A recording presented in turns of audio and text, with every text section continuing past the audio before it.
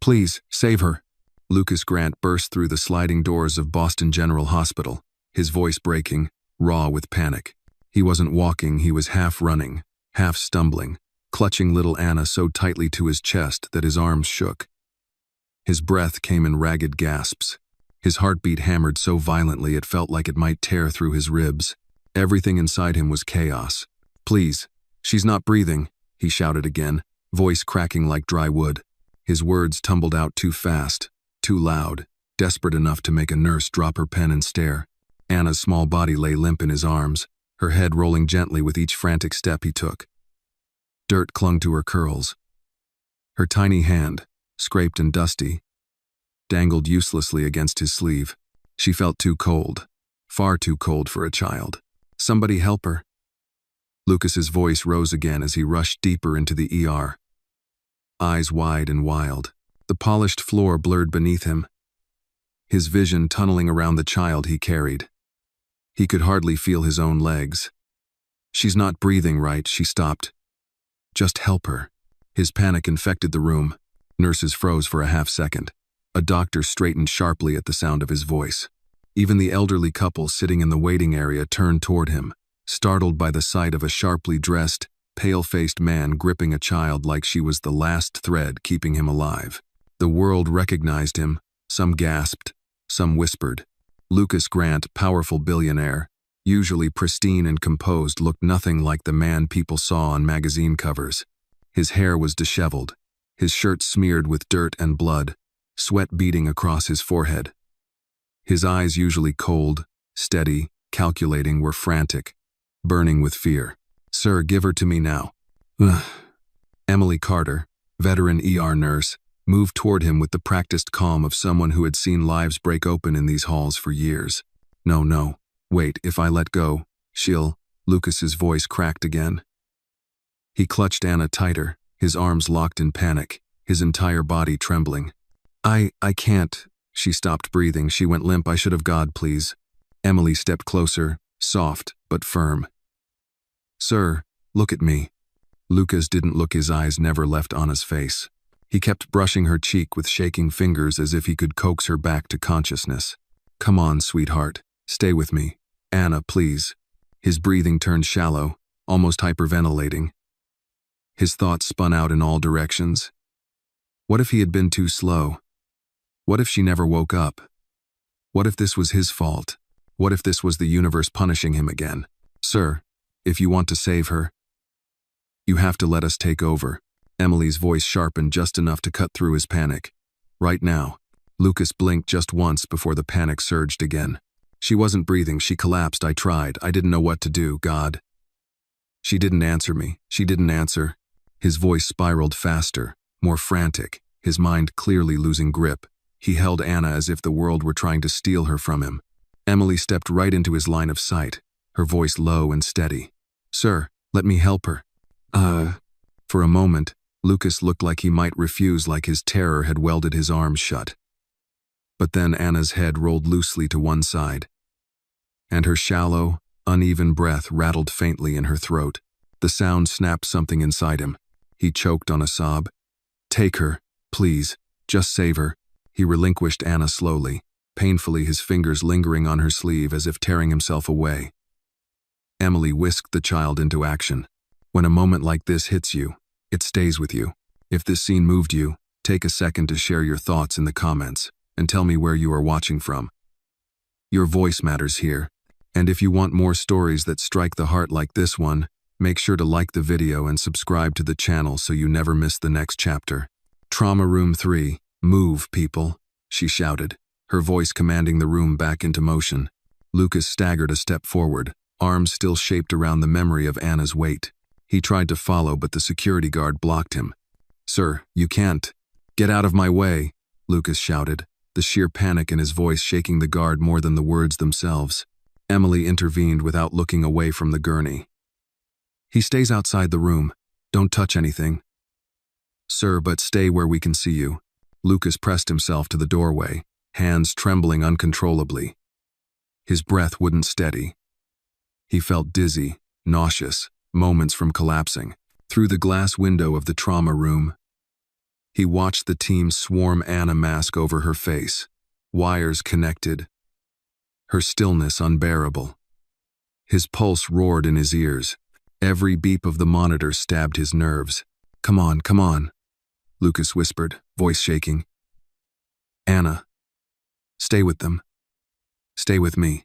His mind spiraled into worst-case scenarios, each more terrifying than the last. He could already see another sterile hallway from years ago. Another still figure, another devastating silence. No, not again. He leaned heavily against the cold wall, teeth clenched, chest heaving. Sweat dripped down his temple. He felt like he was suffocating right along with her. Inside the room, Emily's voice rose sharply. Increase oxygen. She's not stabilizing. Lucas's knees nearly buckled. Please, he whispered, voice cracking from the strain. Don't take her too. Not her. The security guard glanced at him, his rigid posture softening. The older man recognized something universal in Lucas's eyes. The unmistakable terror of losing a child. Even if Anna wasn't technically his, the fear was real. Lucas pressed a trembling hand to the glass, watching helplessly as Anna's tiny chest rose unevenly, then faltered. His breath stopped, every muscle in his body locked. Then a faint, weak beep from the monitor. Emily shouted, "We've got her, keep going." Oh. Lucas closed his eyes, a tear slipping down his cheek. He didn't even feel it fall. He whispered again, softer this time, a man unraveling under the weight of fear. Come back, Anna. Please come back. In that hallway, with the world spinning too fast around him and the child he carried, fighting for life behind a pane of glass. Lucas Grant, billionaire. Powerful, untouchable, was reduced to nothing but a desperate, terrified man praying for one small girl to breathe again. Lucas Grant stood frozen just outside Trauma Room 3, his palm pressed against the cold glass as if he could will warmth back into Anna's tiny, fragile body. His breath was still unsteady, shallow, tearing in and out of his lungs like each inhale punished him for not being fast enough, strong enough, prepared enough. Inside, the medical team moved with a speed that made everything outside the room feel unbearably slow. Nurses passed equipment without looking up. Dr. Owens called out numbers with the deep, steady voice of someone who had walked this tightrope between life and death for decades. And in the center of all of it was Anna, small, limp, pale, barely clinging to consciousness. Lucas couldn't look away. He tried once, closing his eyes because the sight ripped something loose inside him. But the moment he did, another image took its place. A woman's trembling voice calling his name. A hospital room from years ago. A promise he made too late. The past did not just return, it struck him with the same force as the night he lost everything. He dug his fingers into his hair, trying to steady himself, but his thoughts came in frantic flashes. Too small, too still, too cold. He felt his knees weaken.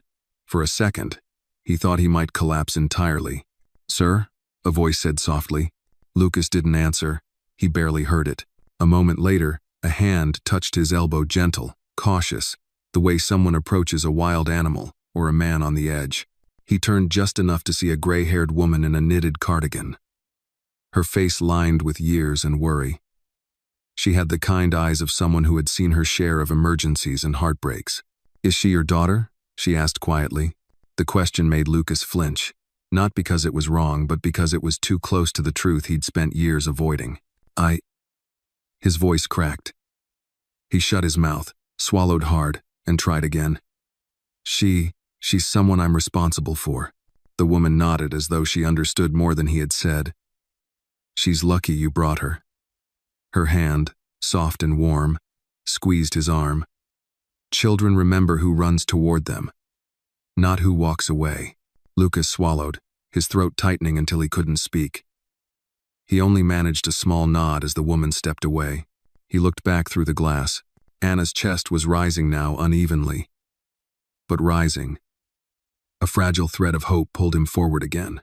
He pressed his forehead against the cold surface, closing his eyes for a moment, letting the slight chill steady the firestorm inside him.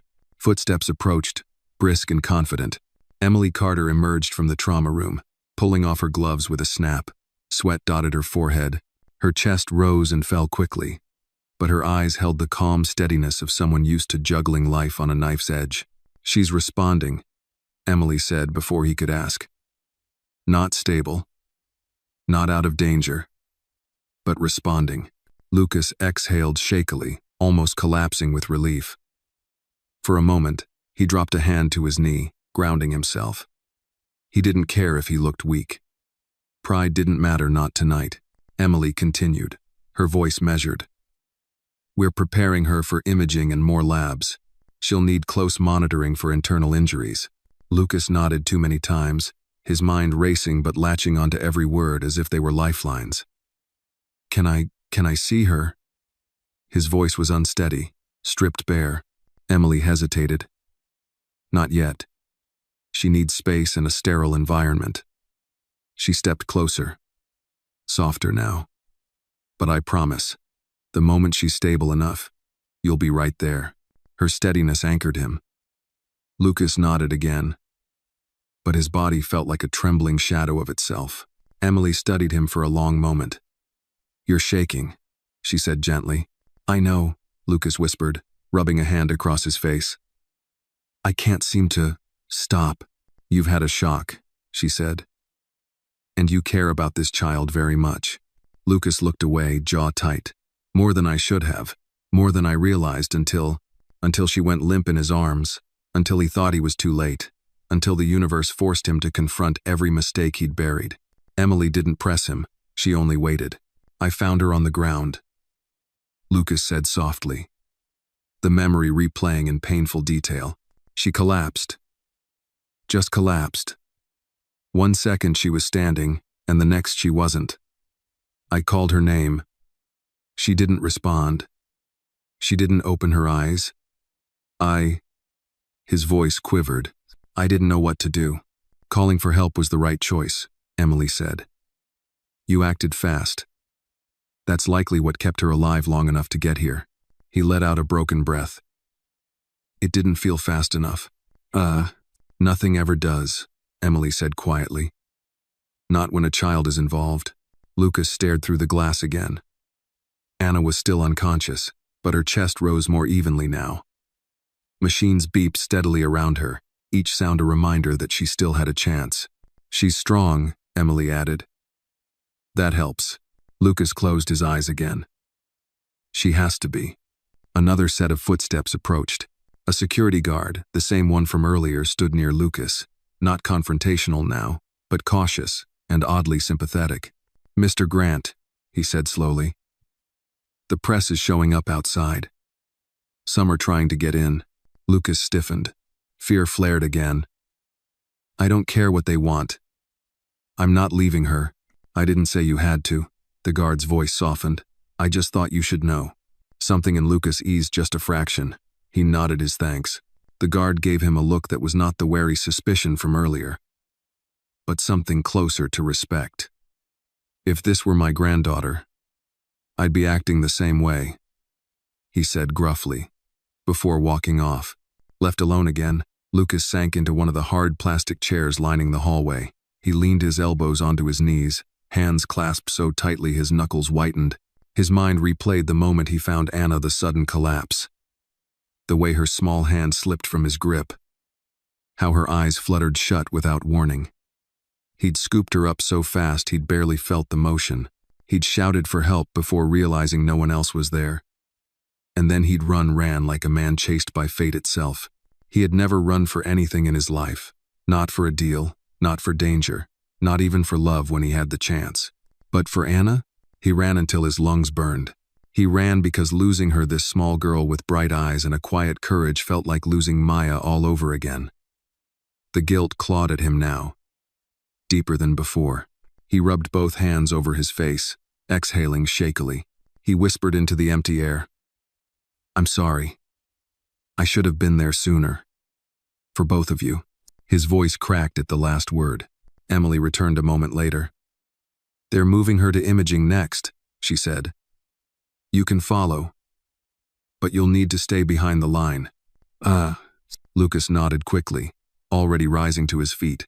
"And Lucas," Emily added gently, "whatever history you have with that little girl, you don't have to explain it to me. Not now. But I can see it matters. And children need people who show up. He met her gaze, eyes damp, jaw clenched. I'm not leaving her, he said quietly. Not this time. Emily gave a small, knowing nod. Together, they walked toward the next hallway, Lucas's steps unsteady. His heart still pounding, but his resolve hardening with every breath Anna took inside the trauma room. The automatic doors to imaging slid open with a soft hiss. But to Lucas, the sound felt like another warning, another reminder that every second mattered. He followed closely behind the gurney carrying Anna.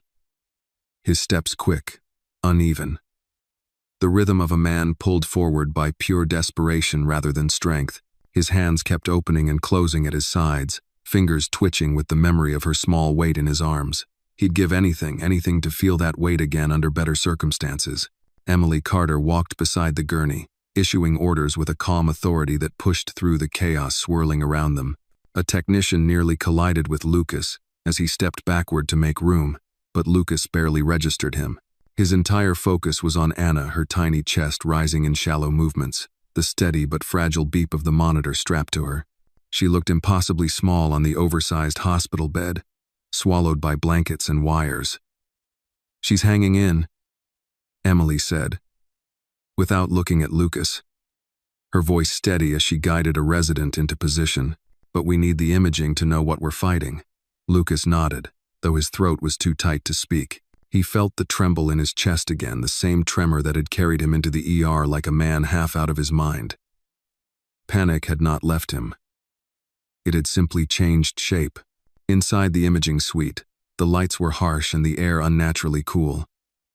A contrast to the warmth of the ER. This room felt eerily sterile, almost unforgiving. Lucas stayed close to the wall, as instructed.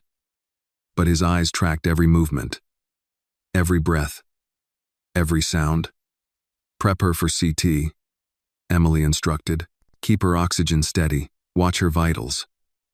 The team moved around Anna like clockwork, but Lucas saw the way Emily subtly adjusted her posture slightly forward, tense, but composed, protective.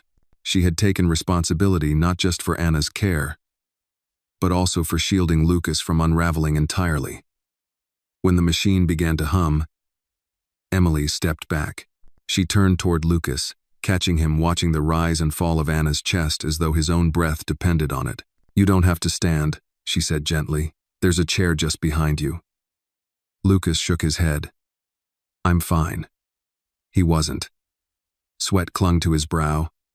His legs ached from tension. His shoulders were stiff from the weight of fear pressing down on him. But he couldn't sit. Not now. Sitting felt too close to surrender. You've been through shock, Emily said quietly, stepping closer. Your hands are still shaking. Lucas looked down. She was right. His hands trembled even now, fingers twitching like they were trying to hold on to something, anything to keep the panic from swallowing him whole. I can't stop it, he whispered. Every time I look at her, I keep thinking, what if she doesn't wake up? His voice cracked with the question he'd been swallowing since the moment he found Anna on the ground. Emily softened, her expression shifting with understanding. She's fighting, and we're giving her every chance to win. Lucas nodded, but the fear stayed lodged in his chest like a stone he couldn't cough up. The CT machine whirred louder, surrounding Anna with metallic echoes. Lucas winced at the noise. It felt invasive, almost cruel. A reminder of how fragile she was, how easily things could break. Emily watched him for a moment before speaking again. Lucas, what happened before you brought her in? He didn't answer at first. His gaze was fixed on Anna. Her curls were splayed across the pillow, a few strands clinging to her cheeks. She looked as though she'd simply fallen asleep on a playground except for the blood, the bruises, the unnatural stillness. When he finally spoke, his voice was low and strained. She collapsed without warning. 1 second she was standing, looking up at me, and the next she just crumpled, like something inside her switched off. His voice faltered. I caught her before she hit the ground, but she wasn't responding. She wasn't breathing right. I thought she'd already. He couldn't finish the sentence. Emily didn't force him to. "You got her here fast," she said. "That matters more than anything else right now." Lucas wanted to believe her, but guilt pressed heavier. "It didn't feel fast enough," he whispered. "Nothing ever does when you care," Emily replied. Lucas's jaw tightened. He looked away, blinking hard. Caring wasn't a weakness he allowed himself. Not anymore. Not since Maya. And yet here he was, his entire life reduced to the fragile rise and fall of a child's chest. The machine beeped. "We're done," the technician announced. "We'll move her back to trauma for evaluation." As they wheeled Anna out, Lucas followed so closely the technician had to angle the bed to avoid bumping him. They returned to the ER hallway, where families watched with mixed dread and curiosity. Someone whispered, "Is that Lucas Grant?" Another voice whispered back, "What's he doing with that little girl?" Lucas felt eyes tracking him, judging, wondering, but he didn't care. Let them stare. Let them speculate. They could have the whole world, as long as Anna was kept alive. When they reached Trauma Room 3 again, Emily guided the team inside, then stepped out deliberately, meeting Lucas in the hallway where she positioned herself between him and the onlookers. Her posture straightened firm, almost protective. "Ignore the stairs," she said quietly. "People fear what they don't understand." Lucas nodded. Though he barely registered anyone else's presence, his eyes flicked to the glass again, tracking every movement inside. Emily stepped closer, lowering her voice. "You're not leaving until she's stable. I can see that." Lucas's throat tightened. "I'm not leaving her at all." Emily gave a small, approving nod. "Good." A shadow approached Diane Foster, the hospital administrator. Her posture stiff, her expression pinched, her lips pressed into a thin, disapproving line. "Mr. Grant," Diane said sharply, "I need a word. Now." Emily stepped in front of Lucas before he could react, quick, instinctive, like a shield. "Not now," Emily said firmly. Diane frowned. "You're obstructing hospital order, Emily, and you're obstructing a terrified guardian trying to stay informed," Emily shot back, her voice quiet but edged with steel. Diane stiffened, surprised by the pushback. Lucas blinked, stunned. Emily's stand was unexpected and powerful. Diane lowered her voice. But the sting remained. "This hospital does not revolve around one man's panic." Emily held her gaze. "No, it revolves around saving lives. And right now, that life is in that room." Lucas stared at the nurse who had, in 3 short minutes, become the only stable force in this unfolding nightmare. Emily looked back at him, her expression unwavering. "I won't let anyone push you away from her," she said. "Not while she's fighting."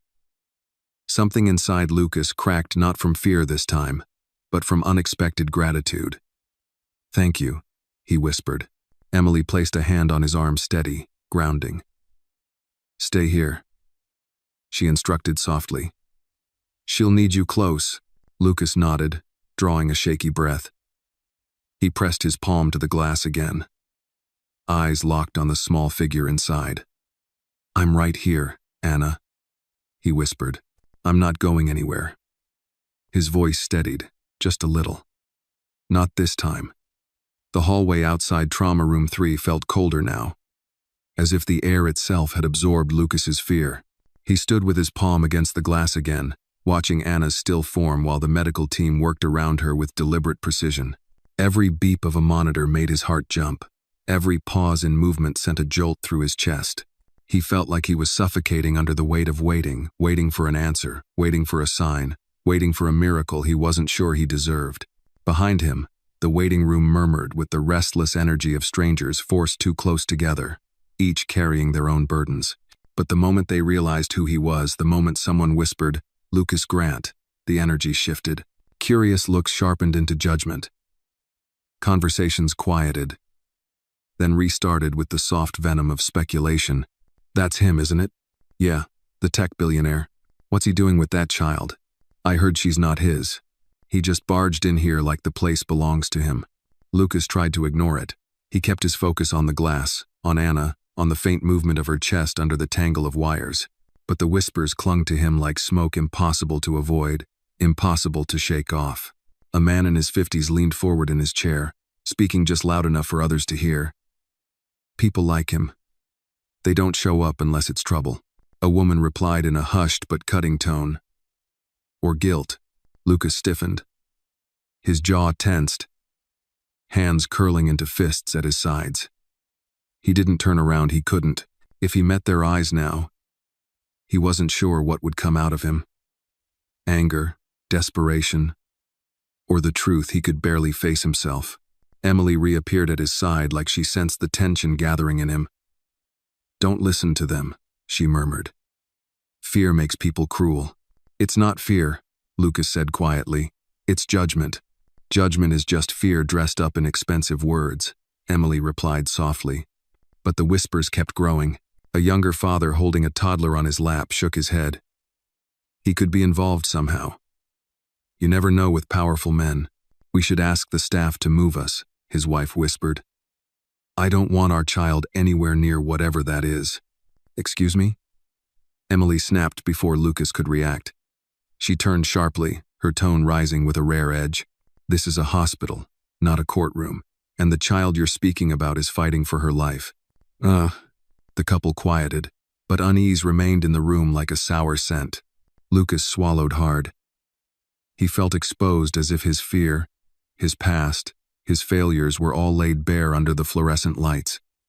His chest tightened. He should have been used to scrutiny. He'd lived half his life under a microscope. But this was different. This was about Anna, and the crushing truth was that he had no right answer to give these strangers, no explanation that wouldn't raise new questions, no defense for the past silence and distance that led them here. What did they find? Lucas asked Emily, voice low. We still don't know, she replied. Imaging will tell us more. She's stable for now, but fragile. Fragile. The words stabbed deeper than he expected. Suddenly, footsteps echoed sharply down the hallway, followed by a stern, clipped voice. Mr. Grant, we need to talk. Mo. Diane Foster, the hospital administrator, approached with a clipboard pressed against her chest like a shield. Her heels clicked with brisk finality. Her expression carried a blend of authority and thinly veiled irritation. Not now, Emily said quickly. Diane ignored her. Mr. Grant, your presence is causing disruption. Several families are uncomfortable. We need to relocate you to a private waiting area. A spark of anger flashed in Lucas's chest. I'm not leaving her, he said, voice low but firm. Diane's tone tightened. This isn't optional. You are interfering with hospital order. Emily stepped forward, planting herself between Lucas and Diane, again small in stature, but unyielding. He's not interfering. He's waiting for news about a child in critical condition. Emily, no, she cut in. I won't let you remove him because people are making assumptions. That little girl needs someone waiting for her, and he has just as much right to be here as anyone else. The waiting room had gone silent again, all eyes on the confrontation. Diane's face reddened slightly. I understand your compassion, but this isn't about rights. It's about caution. Caution, Emily repeated, voice hardening. Or prejudice, Diane faltered. Excuse me? This man ran into the ER carrying a collapsing 6-year-old, a child who could have died without immediate intervention. And you want to punish him for being scared? Lucas felt something shift inside him, not relief, not comfort exactly, but gratitude, raw and unfamiliar. Emily wasn't just standing up for him. She was shielding Anna's already fragile dignity. Diane tried again, softer this time. I simply want to ensure the safety of everyone, and he wants to ensure the safety of one child, Emily countered. A child he clearly cares about. Lucas looked at the nurse, stunned by her conviction. No one had defended him like that, not since Maya. Diane pressed her lips together, then sighed. She seemed to recognize that she was outmatched, not by authority, but by humanity. She stepped back reluctantly. Fine. But he stays outside the trauma room only. And he must not interfere. He won't, Emily said before Lucas could. Diane walked away, heels echoing sharply, her composure strained. Emily exhaled slowly. Then she turned to Lucas. Don't let these people make you doubt yourself. Oh, Lucas lowered his gaze. They're not wrong to question me. Maybe not. Emily said gently. But that doesn't make them right. Lucas looked into the trauma room again, chest tightening. I've failed before. Emily placed a hand on his arm. Then don't fail her now. Something in her tone steadied him, not enough to erase the fear, but enough to keep him standing. From the trauma room, a machine beeped louder. Lucas stiffened. Emily looked through the glass, assessing. They're adjusting her oxygen, it's okay. She glanced at him. She's fighting. Lucas's voice dropped to a whisper. So am I. He stayed in that spot unmoving, unblinking, watching over Anna, as if the force of his gaze alone could hold her in this world. Stay close, Emily said quietly before stepping into the trauma room again. She'll need you here when she wakes up. If she wakes up, Lucas pressed his hand to the glass once more. I'm right here, Anna, he whispered. I won't leave you again, not this time. The night pressed heavily against the windows of Boston General, turning the panes into dark, reflective mirrors. Lucas stood in the hallway, staring through the glass into Trauma Room 3 where Anna lay, barely moving, her tiny chest rising in fragile rhythm beneath the oxygen mask. The hum of machines created a constant, low-frequency tension, a reminder that Anna was fighting a battle Lucas could do nothing to control. He hated it. He wasn't a man who grew up learning how to wait. His entire career, every deal, every negotiation, every victory was built on action. On force, on speed. But here, he could do nothing except stand still and watch a child struggle to breathe. And it was killing him. The waiting room behind him had settled into a restless quiet. People whispered, shifting, casting glances as though he were some unpredictable storm that might break open at any moment. Their judgment clung to the air, thick enough to sting. But their eyes didn't matter. Only Anna did. He watched her small hand, limp against the blanket. The faint tremor in her chest. The bruise near her temple. Every detail pulled him backward, dragging memories up from a part of his soul he'd tried to bury. He closed his eyes. And suddenly he wasn't in the hospital anymore. He was standing outside a different room. A different night. A different woman lying perfectly still, while machines screamed for attention that arrived too late. Maya. Her name struck him like a blow every time it surfaced. Her laughter had once been the warmest sound he knew. Her voice the quiet force that softened the edges of his world. Her fierce independence, her stubborn pride. Her refusal to let him hide who she was, who they were. He saw her again now, her warm brown skin, her deep eyes glowing like something from a gentler universe. Her smile that always held a hint of warning, as if she knew he'd break her heart someday. And she was right. He replayed the night everything had shattered. The flashing lights. The sirens. The metallic smell of blood in the air. Her fingers slipping from his grip. The way her breaths came in small, desperate gasps before stopping completely. He had run that night too. Too late to save her. Too late to change anything. Too late to confess the truth he'd been too cowardly to speak. Now, with his forehead pressed to the cold glass of Anna's room, he felt the same sharp, crushing sensation, the realization that he'd failed again. That Anna shouldn't even have been near danger. That Maya had trusted him. And he had done nothing for the child she left behind. Emily returned quietly, her shoes barely making a sound as she approached. Lucas didn't turn. He kept his eyes locked on Anna. Her oxygen is stabilizing, she said softly. Lucas nodded without speaking. Emily studied him for a moment. She'd seen so many expressions over the years, fear, grief, shock, anger, but the one on Lucas's face was something different, something deeper, something personal. A question formed behind her eyes before she voiced it. What's your connection to her? She asked gently. Lucas's jaw clenched. He didn't answer. The silence stretched, until Emily placed a hand on his shoulder, a simple gesture. But it grounded him. You don't have to tell me everything, she said. But you look like a man carrying more than just fear tonight.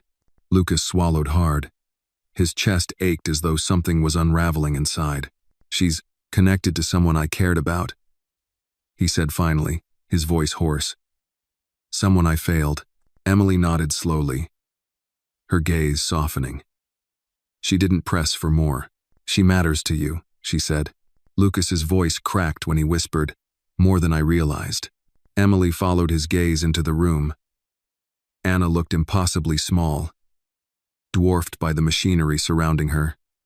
Kids have a way of pulling truths out of us, she murmured. Lucas let out a shaky exhale. I can't lose her, he whispered. I don't think I could survive that again. It was the closest he'd come to admitting the truth. The harsh fluorescent lights flickered above them, buzzing faintly, another reminder of how fragile everything in this hallway felt. Emily gave his shoulder one last squeeze before stepping into the trauma room again.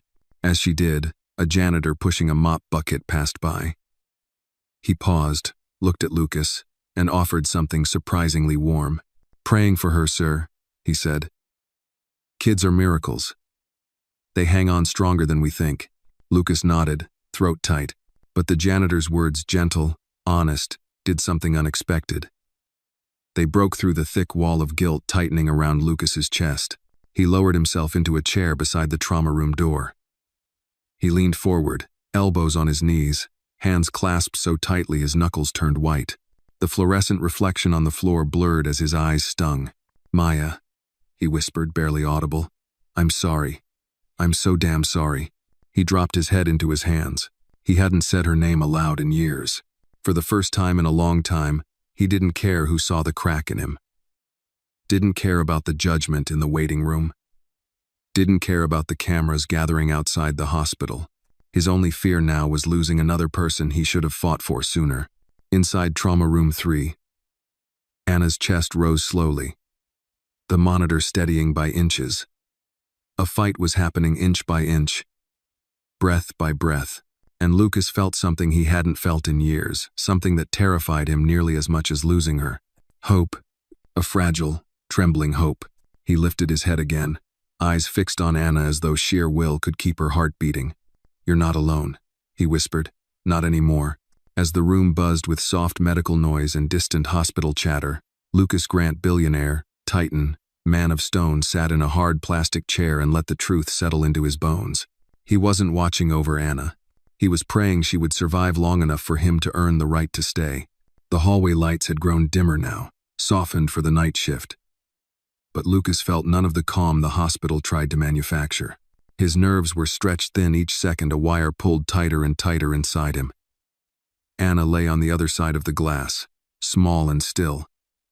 The machines around her shining in cold blue reflections. The only sign of life was the faint rise of her chest and the steady beeping that marked her fragile hold on the world. Lucas stayed rooted to the spot, unable to tear his eyes away from her. He wasn't sure how long he'd been standing there. Time had dissolved into something formless, held together only by the rhythm of Anna's fight for breath. But peace, what little he had, didn't last. The sharp click of leather shoes echoed against the polished floor. Two men approached from the far end of the hallway, badges glinting on their belts, the kind of purposeful stride that announced they weren't here to offer comfort. Police. Lucas felt his stomach tighten. The taller of the two detectives, a man in his early 50s with gray streaks in his short hair, stopped a few paces from him. His eyes were steady, assessing, carrying the weight of someone who'd seen too much and trusted too little. Mr. Grant? He asked. Lucas straightened instinctively, his body bracing for impact. Yes, I'm Detective Harris. This is Detective Monroe. He gestured to his partner, a younger officer in his 30s, with an expression that hovered somewhere between suspicion and caution. We need to ask you a few questions about the child you brought in tonight. Emily, who had been adjusting a monitor inside the room, immediately stepped back out. She closed the trauma room door behind her with a soft but intentional click. Detectives, she said, placing herself subtly between them and Lucas. This isn't an interrogation room. The girl is in critical condition. Mr. Grant is here as her guardian for the night. Monroe raised an eyebrow. Is he? Because we've heard different things. Lucas felt his pulse spike. Harris held up a hand to his partner, then turned back to Lucas. We're not here to cause trouble. But a child in this condition raises questions. We need to make sure there's no foul play. Emily stiffened. He carried her in screaming for help. Does that sound like someone hiding wrongdoing? Sometimes it does, Monroe countered, eyes narrowing on Lucas. Lucas forced himself to breathe, though his chest felt like concrete. What do you want to know? Harris studied him for a moment, reading the tension in his shoulders, the worn fear in his eyes. Something in his expression softened, but only slightly. How did the girl come into your care tonight? Harris asked. Lucas swallowed hard. He could feel the weight of the question settling into his ribs like a stone. His mind replayed the moment Anna collapsed again, her knees buckling, her tiny hand slipping from his grasp, the sound of her body hitting the ground softly. Horribly. She collapsed, Lucas said, voice rough. We were together. She complained of dizziness then. She just went down. No warning. I caught her before she hit the pavement, but she wasn't breathing right. I panicked. I brought her here as fast as I could. Where were you? Monroe asked sharply. On Tremont Street, Lucas answered. Time of collapse? Just after 7. Monroe scribbled notes, his jaw tense. Harris studied Lucas with a quieter intensity. And your relationship to the girl? Lucas hesitated. It was only a heartbeat of silence, barely a second, but it was enough for Monroe to latch onto. You don't know how to answer, Monroe said. Why is that? Emily took a step forward, her voice icy. She's a child he cares about. That's all that matters right now. But not his child, Monroe pressed. Correct? Lucas exhaled slowly, a low tremor in the breath. Not biologically. But she's connected to someone important to me. Emily's eyes flicked toward him, understanding deepening. She could read the pain in that pause. Monroe wasn't so moved. We'll need the mother's information. Lucas's jaw clenched. She's deceased. The corridor went silent for a moment. Even Monroe faltered. Harris cleared his throat, softer now. We're sorry to hear that. But that makes it even more important we understand how the child ended up in your care. Lucas's fingers curled slowly against his thigh. I've known her for a long time. It wasn't a lie, but it wasn't the whole truth either. Can anyone verify that? Monroe asked. Lucas didn't answer immediately. Emily stepped slightly closer, recognizing the shift in his posture, the way his shoulders folded inward, the way his gaze dropped a fraction. He brought her in because he was terrified, she said firmly. No hesitation, no attempt to hide her condition. Everything about this man says he was doing exactly what a guardian should. Lucas felt a flicker of warmth at her defense. He didn't expect it. He didn't feel he deserved it. But it steadied him nonetheless. Harris nodded slowly. We're not accusing him of anything. We just need to cover the basics. Monroe wasn't done. Mr. Grant, did anyone else see you with the child before she collapsed? Lucas hesitated again, too long in Monroe's eyes. I don't know, Lucas admitted. It happened fast. We were walking. She slowed down. Then she fell. Was she ill before this? No, Lucas said sharply, then immediately softened. At least, I didn't think so. Harris exchanged a look with Monroe. We'll need an official statement, Harris said gently. Not now, but soon. Lucas nodded, exhausted. Fine. Monroe stepped back, his expression still skeptical, but Harris placed a hand on his partner's shoulder, a silent reminder not to push further tonight. We hope she pulls through, Harris said sincerely. We'll return when things settle. Emily waited until they'd walked away before turning to Lucas. You did fine, she said quietly. Lucas swallowed hard. They think I hurt her. Emily shook her head. They think someone might have. It's their job to ask hard questions. But it felt like an accusation. She met his gaze steadily. People who've lived through loss hear questions as accusations. It's not your fault. Lucas looked back at Anna through the glass. A fresh wave of fear washed over him. Fear not of the police, not of judgment, but of the possibility that she might slip away in the night. Emily, he said quietly, I won't survive losing her. Emily didn't look away. Then stay by her. That's all she needs right now. Lucas exhaled shakily, leaning his forehead against the glass once more. I'm here, he whispered. I'm right here. The clock on the wall clicked softly, each second a small, merciless reminder that time was moving even if Lucas felt frozen inside it. The hospital lights had dimmed further for the late hour, but the buzzing tension in the hallway made it feel brighter somehow, harsher, almost cruel in its clarity. He'd barely moved since the detectives left. Only his hands shifted opening, closing, fingertips tapping against his knee in a restless rhythm he couldn't control. His muscles ached from standing too long, his throat raw from breathing too fast. But none of it mattered. The only thing that mattered was Anna. Inside Trauma Room 3, the team was adjusting a ventilator again. The steady hissing of oxygen leaked through the cracks around the door, a constant reminder that her breath wasn't hers tonight. It was borrowed from machines and hope. Emily emerged briefly, rubbing a hand across her forehead. Her scrubs were wrinkled, her shoulders tight with exhaustion, but her eyes still held that steady warmth, the kind that didn't belong in chaotic places like emergency rooms, yet made them survivable. "She's holding," Emily said. "Just barely. But she's holding." Lucas nodded, but his fear didn't ease, not even a little. If anything, it tightened around his chest, squeezing harder. "Can I see her yet?" he asked, voice unsteady. "Soon," Emily said. "We just need to keep the environment sterile for now. I won't touch anything." "I know, but it's not about that." Lucas raked a hand through his hair. "I can't just stand out here. You've done nothing but stand out here," Emily replied gently. "And she's not alone. That matters." "One." Lucas let out a rough exhale, the sound more like a groan pulled from deep in his ribs. "It's not enough." Emily opened her mouth to respond, but the trauma alarm inside the room began beeping sharply. Lucas jerked upright. His body moved before his mind caught up. "What's happening? What's happening?" His voice cracked, rising in panic. Emily spun, yanking open the door. "Stay here," she ordered, rushing inside. The hinged door swung closed, leaving Lucas staring through the glass with a terror that felt like claws ripping through his chest. Inside, Anna's small body remained still, while the staff crowded around her, blocking parts of her from view. A new monitor flashed warnings. Dr. Owens barked orders with controlled urgency. Lucas pressed both palms to the glass.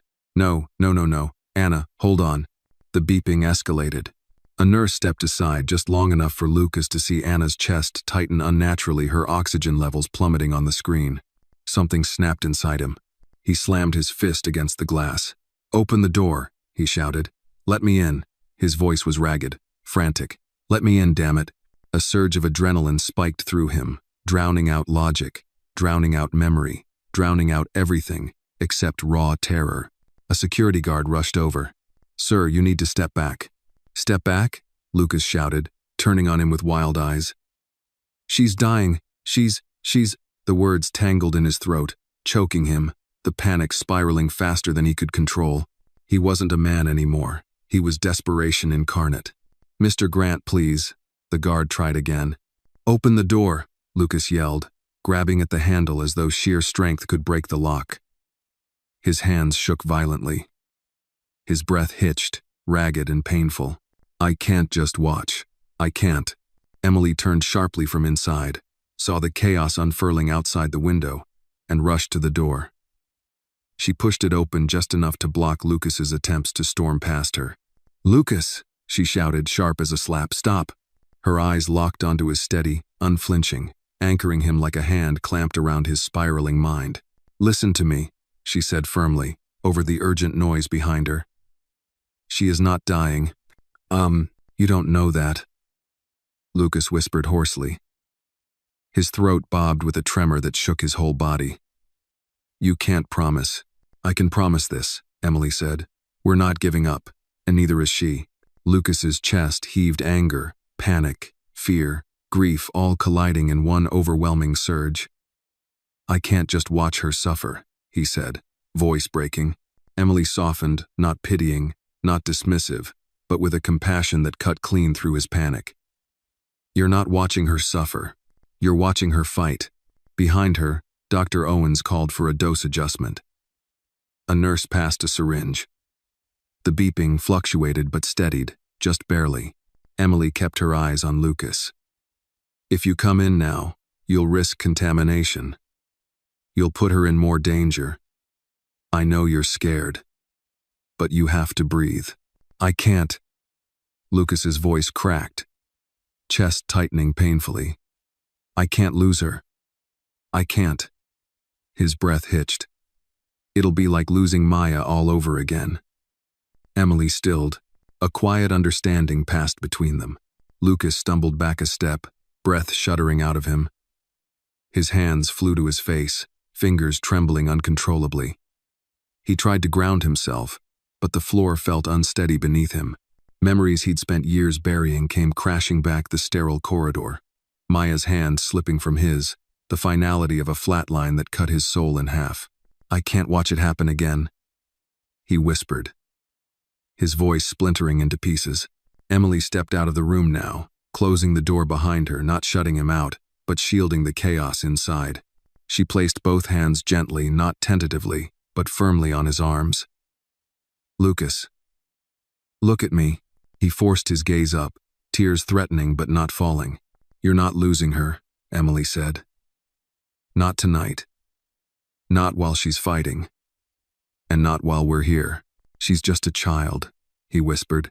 Yes, Emily said softly. A child who needs you calm. A child who needs you steady. A child who needs you right here, not breaking but standing. Lucas's breath trembled again. I don't know how to do that. Emily squeezed his arm. Then let me help you. Something in her tone, quiet, firm, grounded, wrapped around him like a rope, pulling him back from the edge. He inhaled sharply. For the first time since entering the ER, the breath didn't feel like a stab to the ribs. See? Emily said softly. That's the first step. Inside the trauma room, the monitor steadied again. Anna's oxygen levels rose slowly, painfully, but clearly. Emily glanced through the glass, then back at Lucas. She heard you, she said with a small, steady smile. Or maybe she felt you. Either way, she's holding on. Lucas swallowed, the knot in his throat thick and immovable. Thank God, Emily nodded. Go sit down. Breathe. She'll need you later. He hesitated, glancing through the glass again, but his panic had loosened just enough for him to step back from the edge. Don't let her out of your sight, he whispered. Emily smiled gently. I won't. Lucas staggered to a chair. Not from weakness, but from the exhaustion of fear crashing down all at once. He lowered his head into his hands, and for the first time tonight, he let the tears come quiet and raw. The kind that came not from despair, but from holding too much love and too much fear inside one heart. By the time dawn began to nudge pale streaks through the hospital windows, Lucas looked like a man who had aged 10 years overnight. He hadn't slept, not even for a second. His body refused. His mind refused. His heart refused. Every fiber of him was locked onto the faint, fragile rise and fall of Anna's chest behind the glass. Emily had checked on him at intervals, bringing him water, urging him to breathe, reminding him to sit before he collapsed. But Lucas never drifted far from the trauma room door. He stood or sat only inches away, as though distance itself could betray the promise he hadn't yet said aloud, but felt in every trembling bone. Around 5 in the morning, the night shift lights dimmed further. The hallways emptied as the quietest hour of the night settled in the hour when humans, even in a place like Boston General, seemed to hold their breath. Emily exited the trauma room with slow, purposeful steps. She glanced back at Anna, then at the chart in her hand, then at Lucas. She's stabilized, Emily said softly. For now. Lucas released a breath he didn't realize he'd been holding.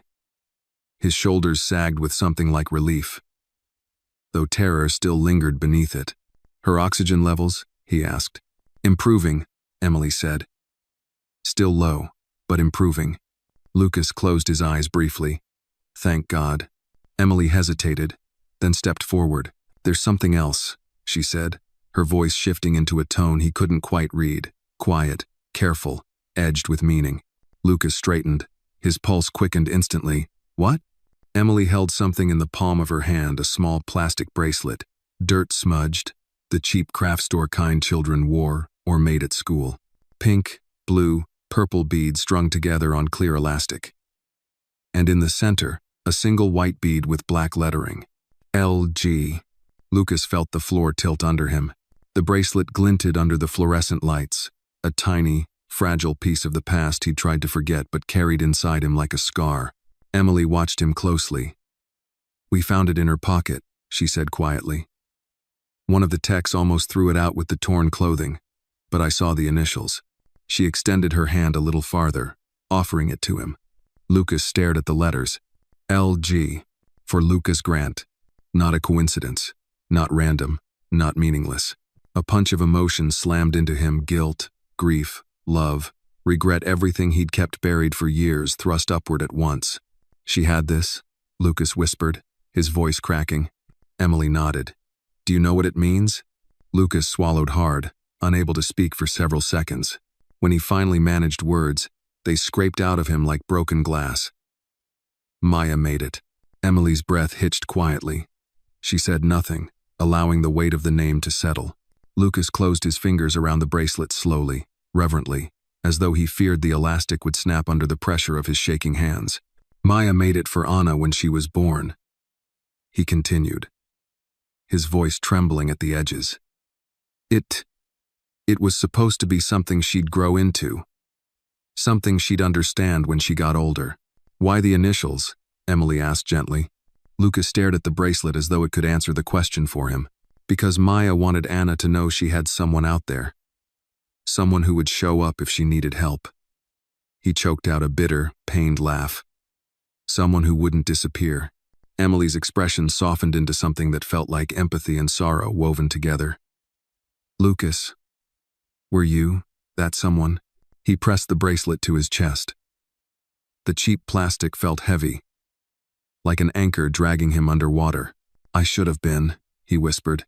"Maya asked me to be. But I—" His voice cut off. Emily waited. Lucas forced himself to continue. "I was a coward. Maya wanted me to be in Anna's life. She begged me to step up. But back then, I cared too much about my image, about the board, about what people would say if they knew I'd loved a woman they didn't approve of." His lips trembled. "I hid her. I hid us. And I destroyed her trust." Emily nodded slowly, absorbing each painful detail. "But you loved her." "No." Lucas's eyes closed, a tear escaping before he could stop it. "Yes. God. Yes." "Did she know that?" Emily asked. "She died before I could prove it," Lucas whispered. "Before I could fix it. Before I could do anything that mattered." Silence filled the space between them, thick, heavy, unbearably tender. "And Anna?" Emily asked quietly. "Did you ever try to find her?" Lucas shook his head, the shame raw on his face.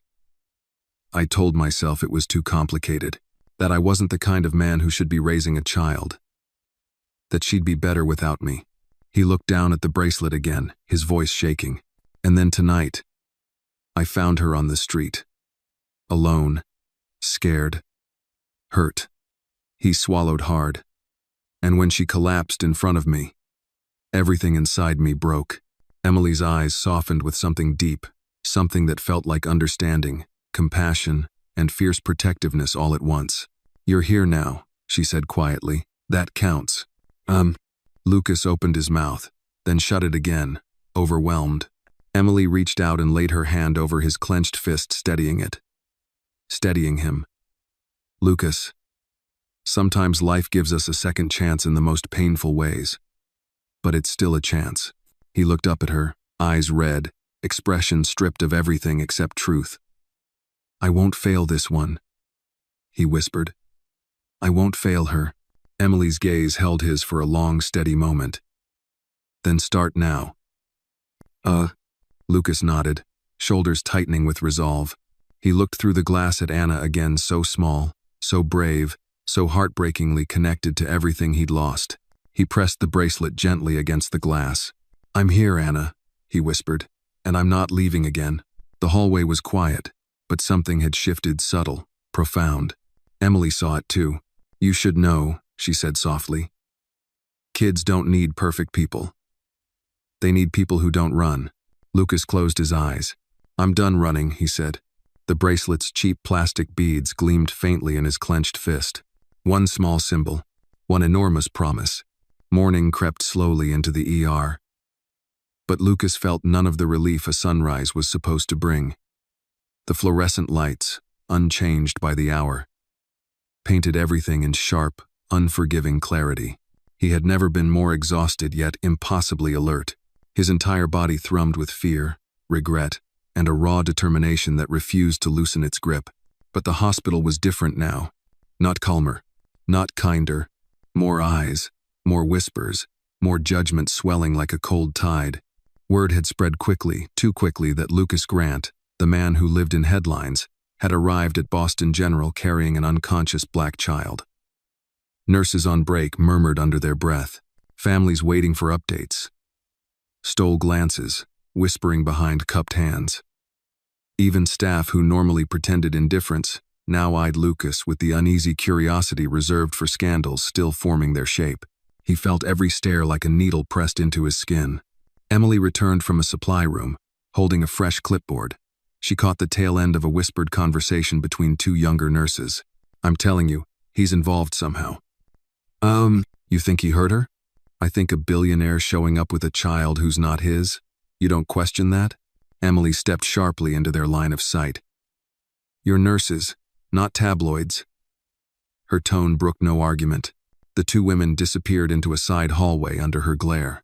Emily then turned toward Lucas, who was standing exactly where he had been for hours next to the trauma room door. Shoulders squared, face set in a stiff mask that barely hid the storm inside him. "They're just scared," Emily said gently. "They're judging," Lucas corrected, jaw tight. Same thing, different tone. Lucas didn't respond. His eyes remained fixed on Anna through the glass. The bracelet sat in his palm, the letters L.G. pressed between his fingers like a vow he intended to keep. But the whispers grew louder. A man in a business suit, waiting with his teenage daughter, leaned closer to his wife and muttered, "I don't care how much money he has. Something's off about this." His wife nodded with a tight, uneasy whisper.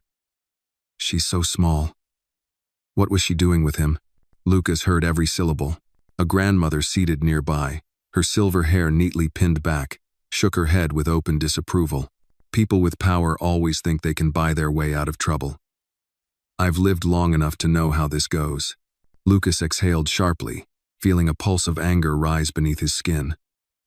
But anger didn't matter, not here. Only Anna did. A teenage volunteer pushing a cart passed by, hesitated, then blurted, "Mr. Grant, people are saying the little girl, she wasn't." Emily shot the young man a look sharp enough to snap him silent. "Go stock the linen closet," she ordered. He fled instantly. Emily turned back to Lucas. "Ignore it." "I can't," he said quietly. "You have to," she replied. "You can't let strangers write your story when the person who matters is fighting for her life." Lucas's jaw clenched. "They're questioning why she was with me." "Let them question," Emily said.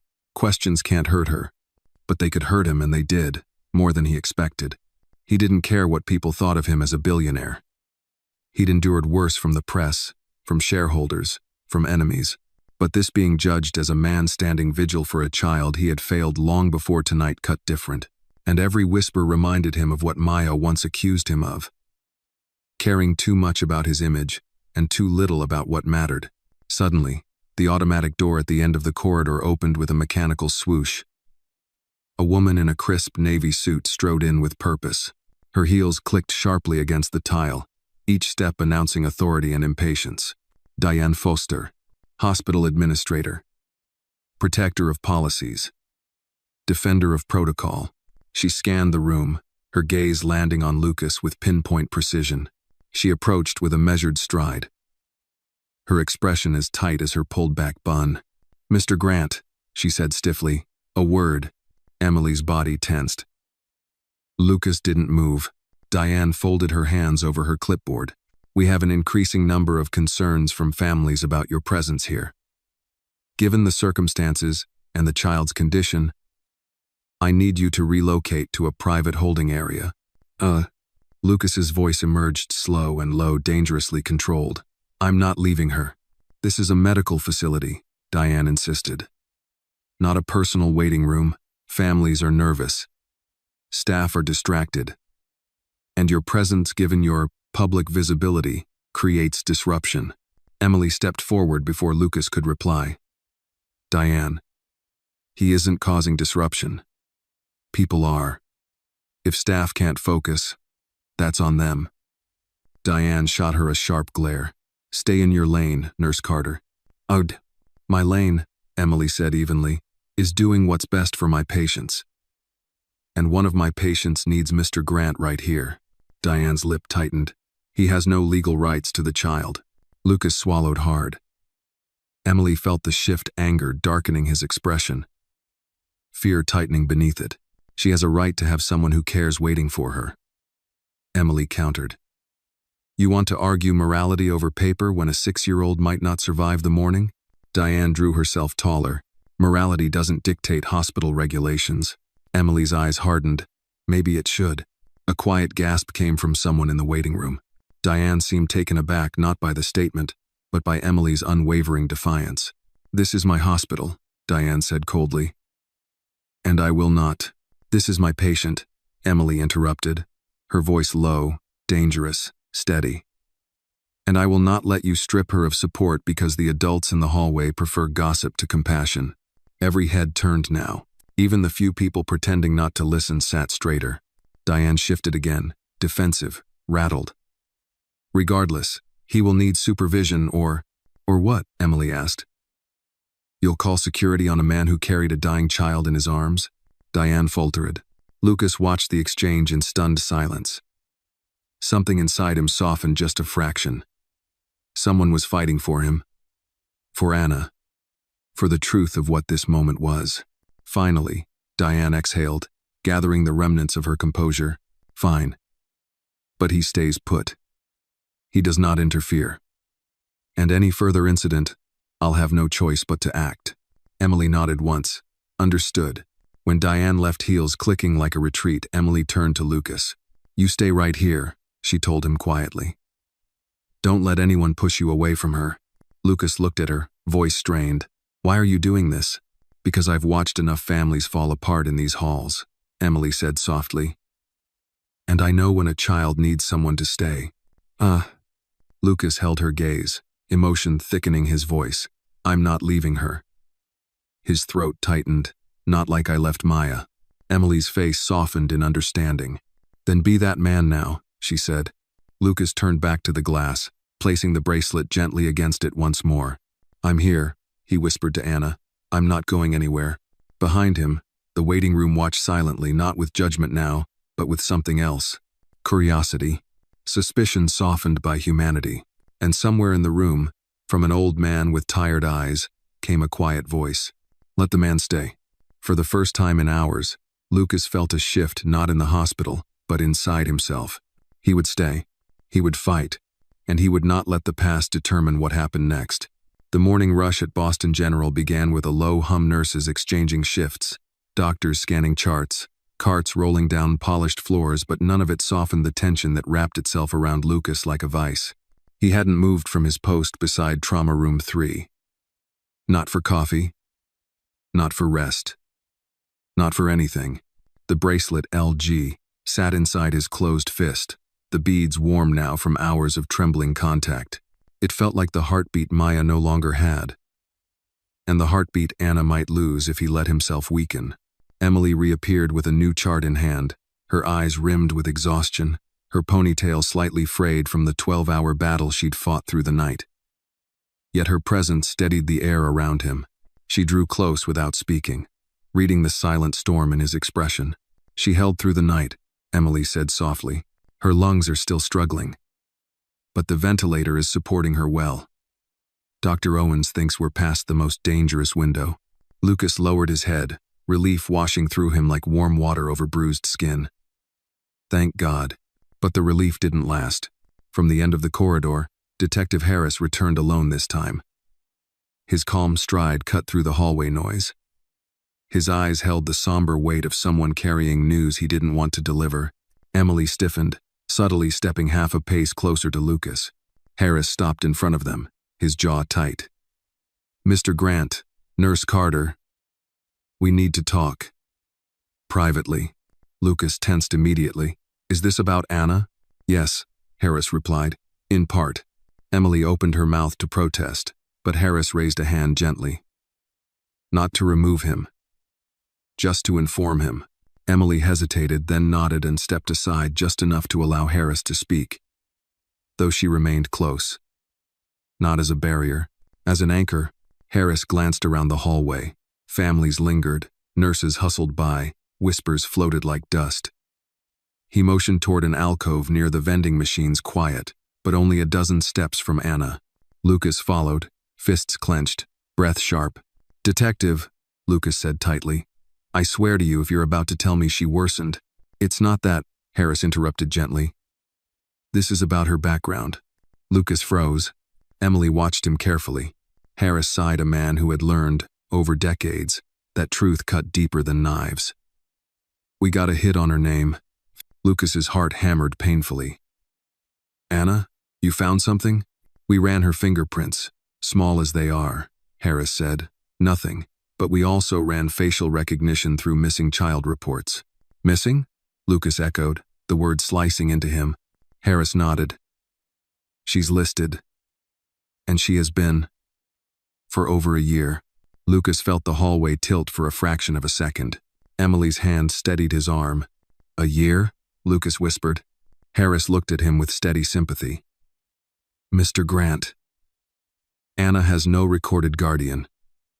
Her mother, Maya Thompson, died 13 months ago in a car accident outside Worcester." Lucas closed his eyes. The ground beneath him became unstable, shifting like sand. Maya's final hours alone, afraid, without him, stabbed at him again, sharper than the night before. Harris continued, voice gentle. Child Services searched for next of kin. No father was listed. No family stepped forward. For months, Anna bounced between informal caretakers and temporary housing. He paused. And then she disappeared from the system. Lucas's breath hitched. Disappeared? How? She's 6. She slipped through gaps, Harris said. Bad ones, ones that shouldn't exist. His jaw tightened. We don't know who she was staying with before last night. Lucas felt something heavy drop inside him, dragging guilt and fury into one molten core. She was alone, he whispered. All this time. Emily's eyes softened. She shouldn't have been. I know, Lucas whispered, voice cracking. Because she should have been with me. Harris watched him carefully. Is there something you need to tell me, Mr. Grant? Lucas looked up slowly, every emotion etched across his face. Fear, guilt, resolve. Yes, he whispered, but you won't believe it without proof. Try me, Harris said. Lucas's hand opened. The bracelet glimmered weakly in his palm, pink, blue, purple beads, and in the center, the letters that changed everything. Harris studied it. What is that? Anna's, Lucas whispered. Maya made it the week she was born. His voice failed. It has my initials. Harris's eyes narrowed, not with accusation, but with understanding. Why? Lucas swallowed hard. The truth burned its way up from the place he'd buried it. Because she named me, he whispered, as Anna's father. Emily gasped softly. Harris's eyes widened. You're telling me I didn't sign anything, Lucas rasped, shame gripping his ribs like a vice. I didn't step up. I wasn't there. Not for Maya, not for Anna. I convinced myself it wasn't my place, that the world would tear us apart if anyone knew I loved her. Emily's breath caught pain, empathy, shock all woven into the sound. Lucas looked down at the bracelet again, tears stinging hot behind his eyes. But she left this. Maya left this. And Anna kept it for 6 years. Through foster homes. Through the streets. Through everything. He choked. She held on to me even when I didn't hold on to her. Harris exhaled slowly, deeply. Not angry, not judgmental, but changed. This, Harris said softly, nodding toward the bracelet, makes everything different. Emily stepped closer. Lucas, this means she never stopped believing you'd show up. Lucas's voice splintered. I should have. But you're here now, Emily whispered. Harris straightened. Mr. Grant, I have protocol to follow. This will start an inquiry. Child services will need statements, legal assessments, paperwork. And there will be scrutiny, you understand that? Lucas nodded slowly. I'll face whatever comes. What I need to know, Harris continued, is what you intend to do once she wakes up. Lucas didn't hesitate. I'm taking her home. Harris studied him long and hard, then nodded. Then be prepared to fight for her. I will, Lucas said quietly. I swear I will. Emily touched his arm lightly. She'll hear that. The moment she wakes up, she'll hear that. Lucas closed his hand around the bracelet again.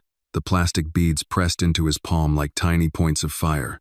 Anna was his, in every way that mattered. And he wasn't losing her again. The hospital cafeteria was nearly empty at this hour, filled only with the faint hum of refrigerators and the distant clatter of a coffee machine working far too hard. Lucas stood at the counter, staring blankly at a styrofoam cup as if willing it to calm the shaking in his hands. He hadn't left Anna's hallway by choice. Emily had practically shoved him out of the ER after the conversation with Detective Harris, insisting he take 10 minutes to breathe, drink something warm, and gather himself before he went back. If you fall apart in front of her when she wakes up, she warned, you'll scare the child half to death and undo everything you're trying to fix. He hated leaving Anna's side, but he knew she was right. Lucas clenched the cup, watching the thin steam coil upward. His reflection stared back at him in the metal fridge door, eyes red, hair disheveled, exhaustion carved deep into his face. He barely recognized the man he saw, but maybe that was the point. The old Lucas didn't deserve Anna. The man in the mirror, maybe he could. Mr. Grant? Lucas turned. Detective Harris approached from across the cafeteria, his expression steady, softer than earlier. He gestured toward an empty booth. Lucas nodded and followed him, sliding into the seat across from him with a tired thud. I'm not here to interrogate you, Harris said quietly as he sat down. I'm here to explain what comes next. Lucas braced himself. Harris placed a folder on the table. Once Anna stabilizes, child services will get involved. They'll want to know who was responsible for her after Maya died. Why she fell off the map, why she wasn't in school, where she was living, and what you intend to be to her now. Lucas swallowed hard. The steam from his coffee fogged his vision for a moment. I want to be her father. Legally? Harris asked. Yes, Lucas said immediately. Legally. In every way. The detective studied him carefully. This isn't going to be easy. I don't want easy, Lucas whispered. I want her safe. Harris nodded slowly. Then you need to understand the road ahead. Social workers will want proof of the connection between you and Maya. They'll want records, statements, documentation. They'll want to know why Anna ended up alone. Lucas shut his eyes briefly, pain flickering inside him. Because I failed her. Maybe, Harris said, but failure isn't abandonment. There's a difference, and it matters. Lucas opened his eyes again, surprised. Harris leaned forward. I've seen men who don't care, men who never show up. You're not one of them. You're here. You stayed all night, and if you truly are part of her past, you'll need to prove it, but your actions already say more than most paperwork ever will. Lucas stared at him, throat tightening. So what do I do now? Harris softened. You fight for her, but you do it the right way. Lucas nodded. Harris gathered his folder and stood. I'll be in touch. And Mr. Grant, if Maya trusted you enough to mark that bracelet with your initials, she must have seen something in you worth believing in. Duh. Lucas's breath stuttered, emotion rushing through him like a wave hitting a cracked dam. Don't waste this chance, Harris finished quietly. Lucas watched him leave, the words echoing in his chest long after the detective's footsteps faded. Don't waste this chance. He wouldn't. Not again. He stood on unsteady legs and made his way back toward the ER. But as he approached the trauma room corridor, he slowed. Something felt different. The hallway was too quiet now. Not the peaceful quiet of early morning, but the tight, tense quiet that preceded bad news. Nurses whispered rapidly at the far end. A junior resident hurried past with a chart tucked under his arm, bumping Lucas's shoulder without apologizing. And then he saw Emily. She stood just outside Trauma Room 3. Her hand gripping the chart so tightly her knuckles had gone white. Her eyes flicked to Lucas the moment she saw him. And something in her expression hit him like a punch. Fear. "Emily," Lucas said, stepping forward quickly. "What happened?" She shook her head once. "She's still stable. Don't panic." "Then what?" Emily hesitated. "Lucas." She woke up. The world stopped. His heart kicked hard in his chest. She's awake?" he whispered. "Yes," Emily said softly. "Just barely. She's weak, disoriented, but responsive." A tear slid down Lucas's cheek before he could stop it. Relief, fierce and overwhelming, surged through him, but Emily didn't smile. "Lucas," she continued.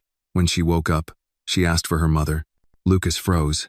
"And when we told her Maya had passed," Emily swallowed. "She panicked. She cried.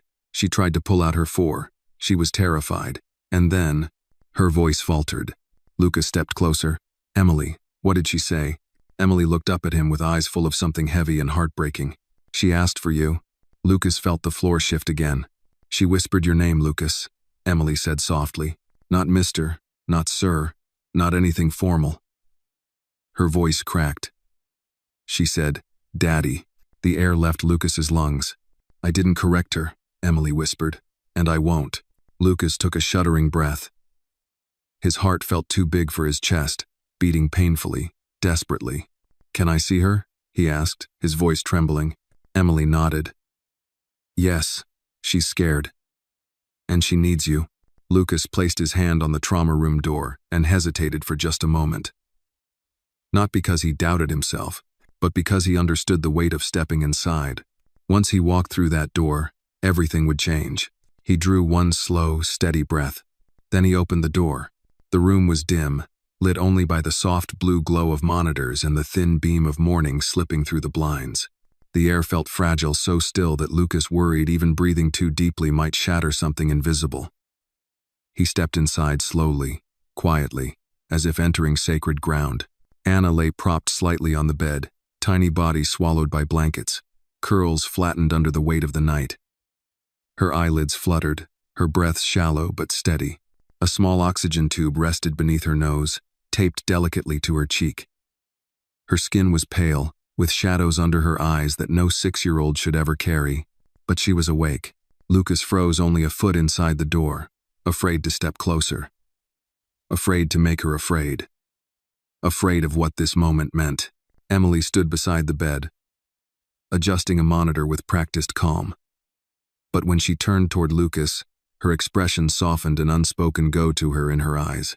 Lucas swallowed hard and moved forward. Each step felt heavy, like wading through grief and hope at the same time. When he reached the bedside, he stopped, hands trembling as he wrapped them around the safety rail. "Anna." His voice came out softer than he intended, trembling with everything he'd carried through the night. Her eyelids fluttered again, and then slowly, weakly they opened. Her dark brown eyes, foggy with exhaustion and medication, drifted across the room, unfocused, searching for something familiar, searching for someone. Lucas held his breath. Her gaze caught on Emily first, a faint flicker of recognition, safety. Then Emily stepped back gently, giving the child a clear view of the figure standing beside the bed. Her eyes shifted. They found him, and the moment they did, something inside them sparked. It wasn't full recognition. Not yet. But it was something deeper. Something instinctive. Something that lived beneath memory. A tiny sound escaped her throat. A soft, broken, whispered gasp. "Da." Her lips trembled around the word. "To die?" Lucas's entire body folded. His breath shattered out of him. "Oh, sweetheart." His voice cracked, torn open by a grief he'd carried for years. "I'm here. I'm right here." A tear rolled down Anna's cheek. She tried to lift her hand toward him, a weak, trembling motion, but the IV tugged gently at her skin, stopping her halfway. She whimpered quietly, scared and confused. Lucas reacted instantly, slipping his hand through the rail, offering his palm.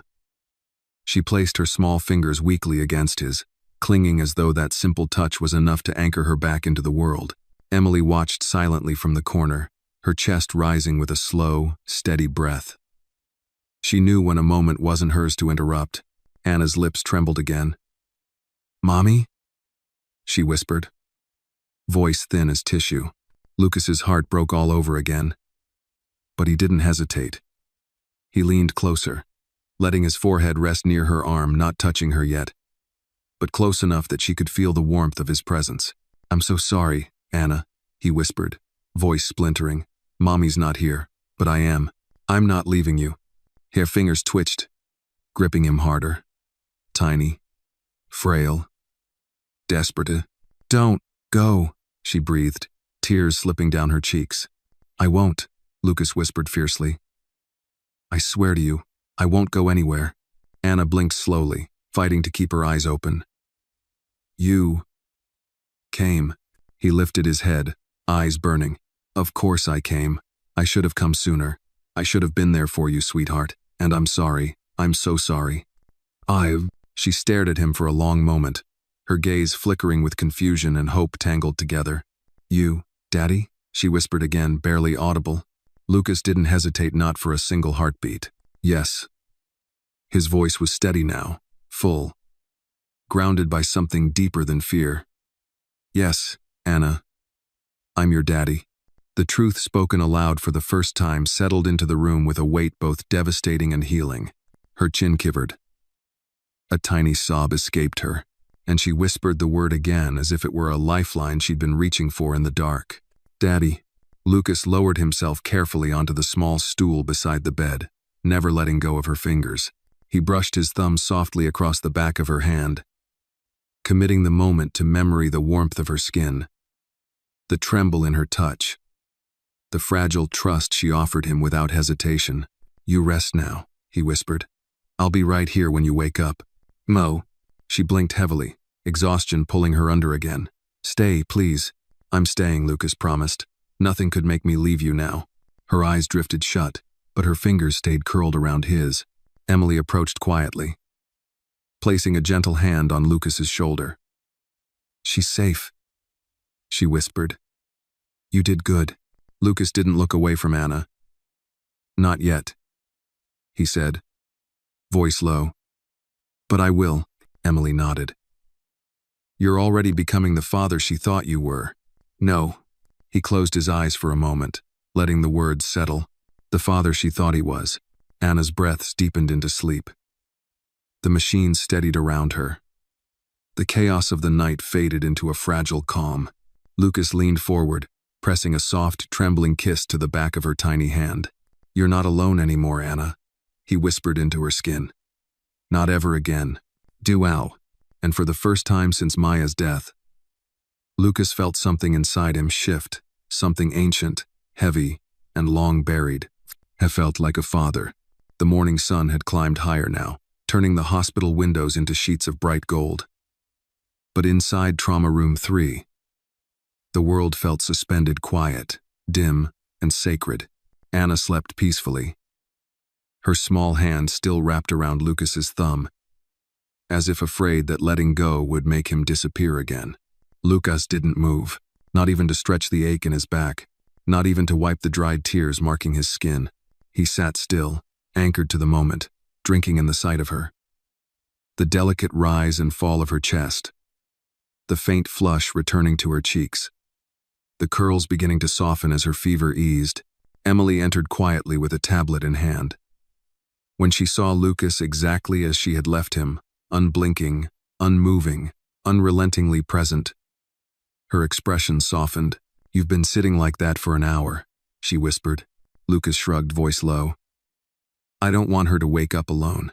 Emily nodded. She shouldn't. She checked the monitors, adjusting a dosage line with practiced precision. "Her vitals look good," she murmured. "Better than expected. She's responding fast." Lucas exhaled shockingly. "You can thank her," Emily replied. "Kids are tougher than we think." He glanced up at her. Emily, what you did last night standing up for me, standing up for her, I don't know how to repay you. You don't, Emily said gently. Just don't disappear on her again. Lucas's throat tightened. I won't. Before either could say more, the sound of footsteps approached from the hallway, hurried, purposeful. Emily glanced toward the door. Let me guess, she muttered. Curiosity Brigade. Oh. She stepped out first, closing the glass door behind her with careful force, shielding Anna from the hallway. Lucas stayed seated but leaned forward slightly, listening. Because on the other side of that glass, judgment sharpened like knives. 3 nurses from another unit had gathered, whispering in the doorway. I heard the detectives questioned him again. That girl called him daddy? You believe that? He's a billionaire. He probably bought his way into her life. Smate. Emily stepped into their line of sight. Ladies, she said sharply, this is a hospital, not a gossip forum. The oldest of the 3 lifted her chin. We're concerned. You can't expect us not to wonder. Then wonder quietly.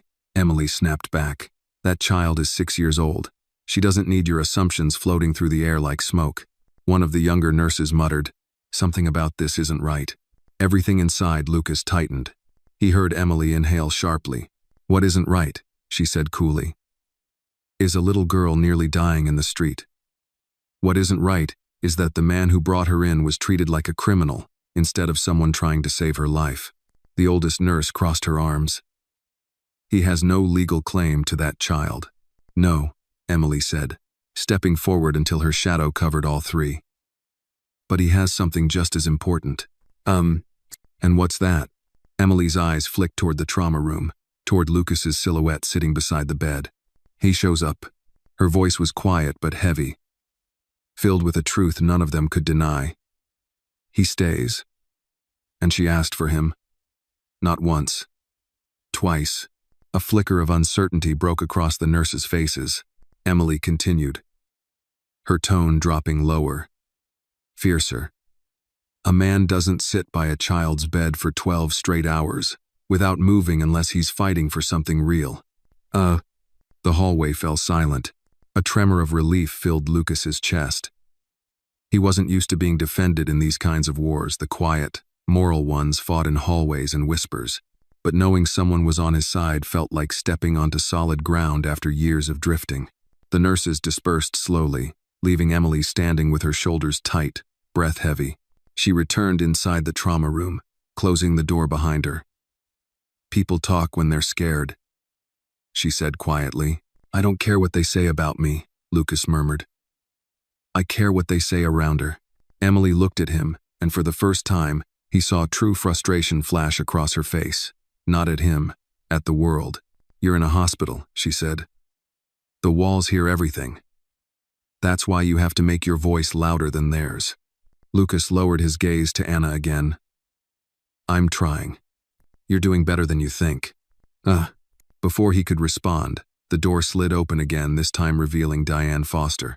Her expression was tight, jaw clenched, clipboard hugged close to her chest like armor. Mr. Grant. A moment. Emily's entire posture changed instantly, shoulders back, stance protective. Lucas stood, but didn't step away from Anna. If this is about removing me, it's not, Diane cut in, though irritation sharpened her tone. Detective Harris updated me. Child services will be involved. Until then, you may remain. Lucas blinked. You're allowing it? Diane's lips thinned. Allowing is not the word I would use. But Nurse Carter believes your presence benefits the child. And the hospital must consider emotional stabilization in pediatric cases.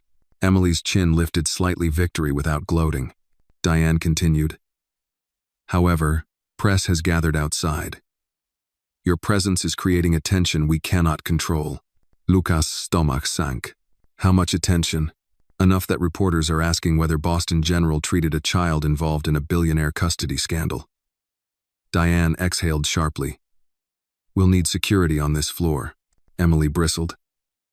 She doesn't need chaos outside her door. Then perhaps Mr. Grant should cooperate with PR. Lucas ignored both of them and looked at Anna. Her breathing, her small fingers resting on the blanket, her peaceful face, and the truth hit him hard. He was no longer fighting for a child. He was fighting for his daughter. He turned toward Diane, jaw set. "Handle the PR," Lucas said. "I'm not leaving her." Diane blinked at the finality in his voice. Emily watched him with quiet pride. Diane finally nodded. "Security will arrive shortly." When she left, Emily exhaled and leaned against the counter. "This is going to get messy." Lucas nodded. "I don't care." Emily studied him for a moment, measuring not his wealth, not his reputation, but the raw determination in his face. "You're changing," she said softly. "I'm becoming who she needed from the start," Lucas whispered. He sat again, taking Anna's hand. Her fingers twitched automatically, curling around his. Emily watched, warmth softening her features. "She knows you're here." Lucas bowed his head, voice trembling. "And I always will be." Outside, the hallway buzzed with rumors. The press swarmed the entrance. Security moved into position. Inside the trauma room, none of that mattered. A father sat beside his daughter's bed, and for the first time since Maya died, Lucas felt the stirrings of a strength he thought he'd lost. The next few hours passed in a fragile hush, the kind that settles only when a child is sleeping and an adult is too afraid to disturb even a molecule of air. Lucas stayed beside Anna, his hand never leaving hers. Sometimes he whispered soft reassurances. Sometimes he just breathed with her. And sometimes when the fear crept up his spine, he closed his eyes and remembered Maya. Remembered the way she once whispered to him, "If anything ever happens to me, promise you won't let her feel alone." He hadn't kept that promise. Not until now. By late morning, Anna stirred. Not the small twitches she'd made earlier, but a slow shifting under the blankets. A faint sound escaped her throat. A confused, weak whimper. Lucas shot upright. "Anna, sweetheart?" Her eyelids fluttered open. She blinked at the ceiling, then at the tubes, the wires, the beeping monitors. Confusion washed across her face, followed by fear, sharp, instinctive, heartbreaking. "It's okay," Lucas whispered quickly. "You're safe. You're in the hospital.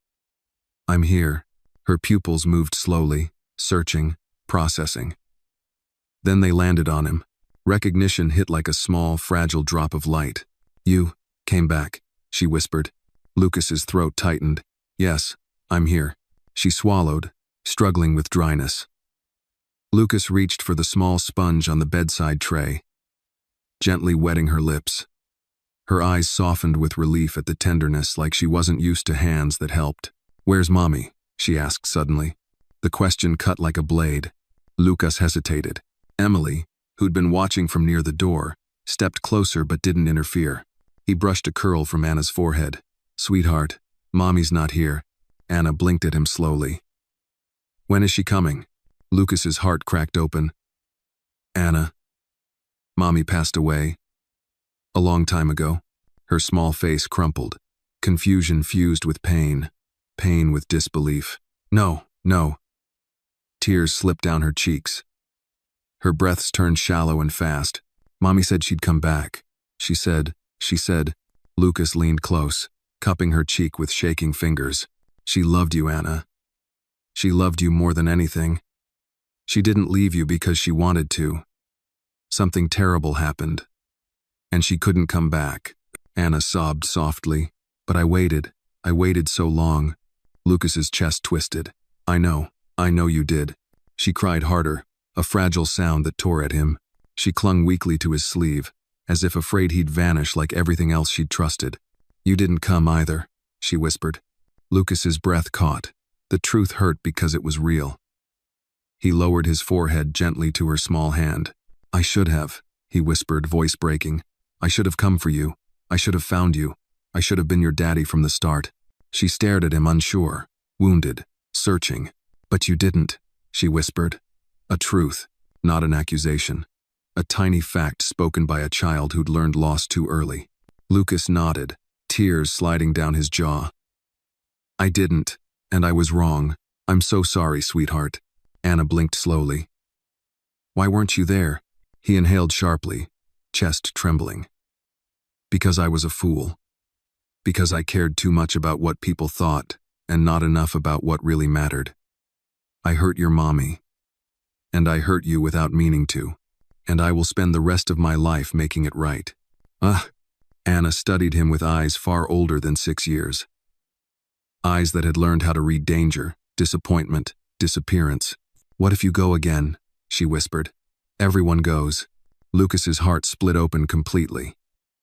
He lifted her tiny hand carefully, reverently, and pressed a kiss to her knuckles. I won't go, he said softly. Not ever again. Her lips trembled. Promise. I promise, he whispered. With every part of me. Anna watched him for a long, trembling moment, measuring the truth in his voice, searching his eyes for cracks. Then, slowly, with a hesitance that spoke of a year spent without a single safe hug, she stretched her small arms toward him. Lucas froze for only a heartbeat, then leaned forward and held her gently, carefully, as though she were made of something holy and fragile. She melted into his chest with a tiny sob. You smell like Mommy, she whispered into his shirt. Lucas's breath hitched. His hand trembled over her back. She's with us, sweetheart. Not the way we want. But she's here. Emily stepped back to the corner quietly, giving them the space they needed. Her eyes glistened. Her breath shallow, moved by the fragile, trembling miracle unfolding in front of her. But the moment shattered abruptly when a sudden commotion erupted outside the trauma room. Raised voices. Footsteps. A nurse rushed past the doorway. Security? Press breach at the south entrance. Emily swung toward the glass door, shock flashing across her face. They got inside? Lucas tightened his arms around Anna. What's happening? Emily hurried to the hall, cracked the door open, and peeked out. The noise grew louder, journalists shouting, cameras flashing, hospital staff scrambling. Then she turned back to Lucas, eyes sharp with warning. They're coming for you, she said. And for her. Lucas instinctively pulled Anna closer, protective instinct rising like fire in his chest. What do they want? He asked. Emily's voice dropped to a whisper, tight with urgency. Everything. Chaos didn't belong in a hospital. Lucas knew that. Emily knew that. Everyone with a beating heart inside Boston General knew that.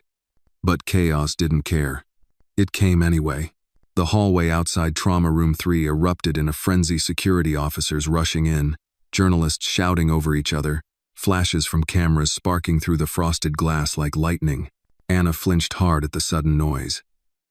Her fingers tightened around Lucas's shirt, her breathing picking up in small, frightened bursts. Lucas pulled her closer. It's okay, he whispered urgently. I've got you. Emily slammed the trauma room door shut and locked it, her face tightening with alarm as she glanced through the narrow strip of glass. They broke past the first checkpoint. Someone let them in. Maybe by accident. Maybe not. Anna whimpered softly, her cheek pressed against Lucas's chest. Daddy. What's happening? He kissed the top of her head, voice low and firm. Nothing's going to hurt you, I promise. Emily pulled the blinds across the glass window in one swift motion. They know which room you're in, someone told them.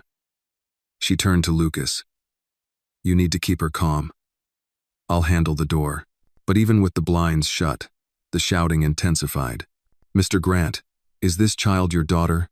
Why was she with you? Are you claiming custody? Is this related to the Maya Thompson case? Mr. Grant, look this way. The questions came like blows against the thin barrier between their world and the madness outside. Anna shook harder with every voice. Lucas felt something ignite inside him, not panic, not fear, but anger, protective, primal, consuming. He wanted to freeze time, shield her from every question, every flash, every stranger clawing at their fragile peace. But he couldn't freeze time, so he held her instead. Emily moved fast, reaching for the intercom. Security. This is Trauma Room 3. We need full lockdown on this unit. Press breach, confirmed. A frantic voice answered. We're trying to contain it. They're using long-range lenses through open doors. We're pulling curtains. Emily cursed under her breath. They came prepared. Anna tugged on Lucas's sleeve. Daddy, make them stop. Lucas's throat tightened painfully. I'm trying. Sweetheart. I'm trying. A sudden bang hit the trauma room door loud enough to make all three of them jump. Lucas shot to his feet, placing Anna behind him in one motion, shielding her with his body.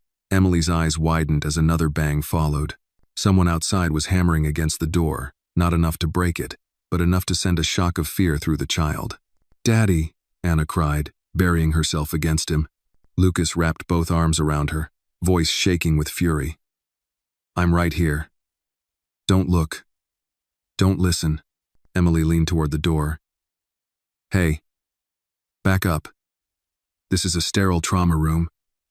You can't be." Another bang cut her off. Emily stumbled backward, startled.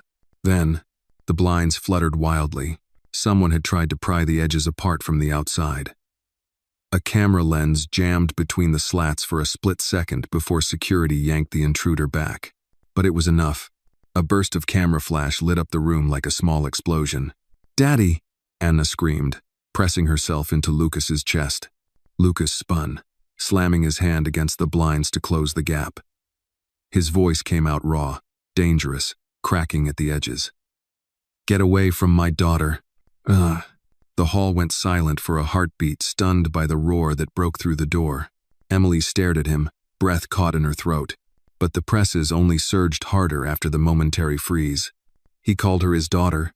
Is that confirmation? "Mr. Grant, when did you claim paternity? Are you pursuing custody? Is she the child Maya Thompson had?" Lucas's face went white. The world was unraveling too fast. Emily grabbed his arm. "Lucas, listen to me. We need to get her out of this hallway. Now." "But she's not medically stable enough to move," Lucas said, voice shaking. "We're not taking her outside," Emily said sharply. "We're moving her to another room, a secure one, but we need a doctor's clearance." Another bang rattled the door. "Emily." Lucas's voice was low, tight, trembling with rage he was fighting to control. "If anyone touches this door again—" "I know," she said. "I know." The intercom crackled. "This is security. Mr. Grant, Nurse Carter, we're trying to clear the hall, but we need time. Hold position." "Time?" Emily snapped, staring at the trembling child clinging to Lucas. "Time is the one thing we don't have." Lights flickered overhead, the hum of tension thickening. Anna's body shook so violently now Lucas had to hold her cheeks gently just to make her meet his eyes. "Sweetheart," he whispered, wiping her tears with his thumbs. "Look at me, just me. Don't listen to the noise. You're safe. I'm here." Are they gonna take me?" she whispered. That sentence stopped Lucas's heart. He pressed his forehead to hers, voice fierce but gentle. "No, Anna. No one is taking you. You're with me." Her breath hitched. "Promise?" Lucas closed his eyes. "With everything I am." Emily looked at him holding the child as if the world was breaking around them, and her voice steadied with certainty. "We're moving her," she said again. "I'll get Dr. Owens." Before she could reach the door, however, something shifted outside, voices quieting, footsteps organizing, the tone changing from chaos to command. A deep, firm voice broke through everything. "This hallway is closed. Back up. This is a medical order." Emily froze. Lucas lifted his head, and standing outside the trauma room window clearing the hallway with the authority of someone impossible to ignore was Detective Harris. Security followed his lead instantly. Reporters were pushed back, cameras removed, voices silenced under threat of legal action. For the first time in 10 minutes, the world outside the trauma room grew still. Emily exhaled, knees nearly giving out with relief. Lucas held Anna tighter, whispering into her hair, "You're safe, sweetheart. You're safe." But as the noise died outside the door, something else rose inside the small room. New fear. Because Harris wasn't just clearing the hall. His expression, even through the glass, held something heavier, something urgent, something that said, the danger wasn't the press. It was something else entirely. Detective Harris didn't knock. He didn't ask permission. He pushed open the trauma room door with a controlled urgency that made Lucas rise instantly, placing Anna behind him without thinking. Emily stepped forward, instinctively shielding both father and child with her presence. "Harris," she said sharply, "what happened? Did someone get hurt out there?" But one look at his face told Lucas the answer. This wasn't about the press. This wasn't about the breach. This was something deeper, darker, dangerous. Harris closed the door behind him and turned the lock. He didn't usually lock doors unless he needed the next 60 seconds to be uninterrupted. His voice was low, firm, urgent. "Mr. Grant, you and Anna are not safe in this room." Lucas's chest tightened. "Safe from what?" Anna whimpered softly, clutching her blanket. Harris exhaled slowly, choosing his words with deliberate control. "This morning, during the press chaos, someone got inside the hospital who wasn't press. Not security, not a reporter. Someone slipping through the cracks." Emily froze. "What kind of someone?" "The kind we've been trying to find since last night," Harris said grimly. Lucas stepped forward, jaw tight. "Talk." Harris reached into his coat and pulled out a photo granny, printed quickly, the edges still warm from the machine. He handed it to Emily first. Her eyes widened. She inhaled sharply. "My God!" Lucas snatched it next. It showed a man mid-40s, hollow eyes, beard patchy, clothes dirty in a way that suggested more than homelessness. The kind of man who lived on the edges of society, in places where help rarely found its way. His face was twisted in a way Lucas recognized instantly. Desperation, fear, the look of someone who had done something wrong and expected it to catch up to him every second.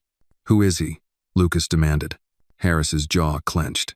"His name is Calvin Reed. Known transient. Substance issues, petty theft, a history of unstable behavior, and..."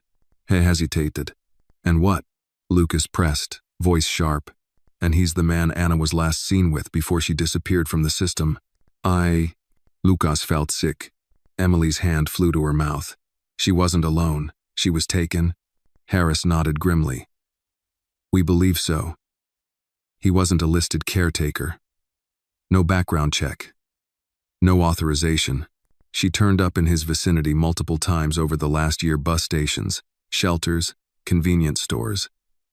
He kept her hidden. Moved her constantly. Not enough to raise alarms, but enough to avoid detection." Lucas felt heat rise under his skin, fury, feral and explosive. "Did he hurt her?" "We don't know," Harris said. "We're not ruling anything out." Anna's grip on Lucas tightened painfully. Lucas reached back and took her hand. "You're safe," he whispered. "I won't let him near you," Harris continued. "Calvin Reed showed up at the hospital. We have footage of him entering behind a group of reporters.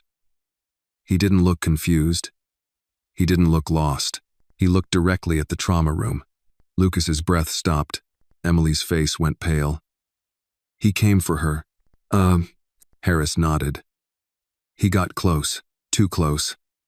A nurse saw him trying to read the patient chart outside. When we approached him, he bolted. Security is sweeping the building now." Anna whimpered again, her voice a small, terrified squeak. "Daddy, don't let him get me."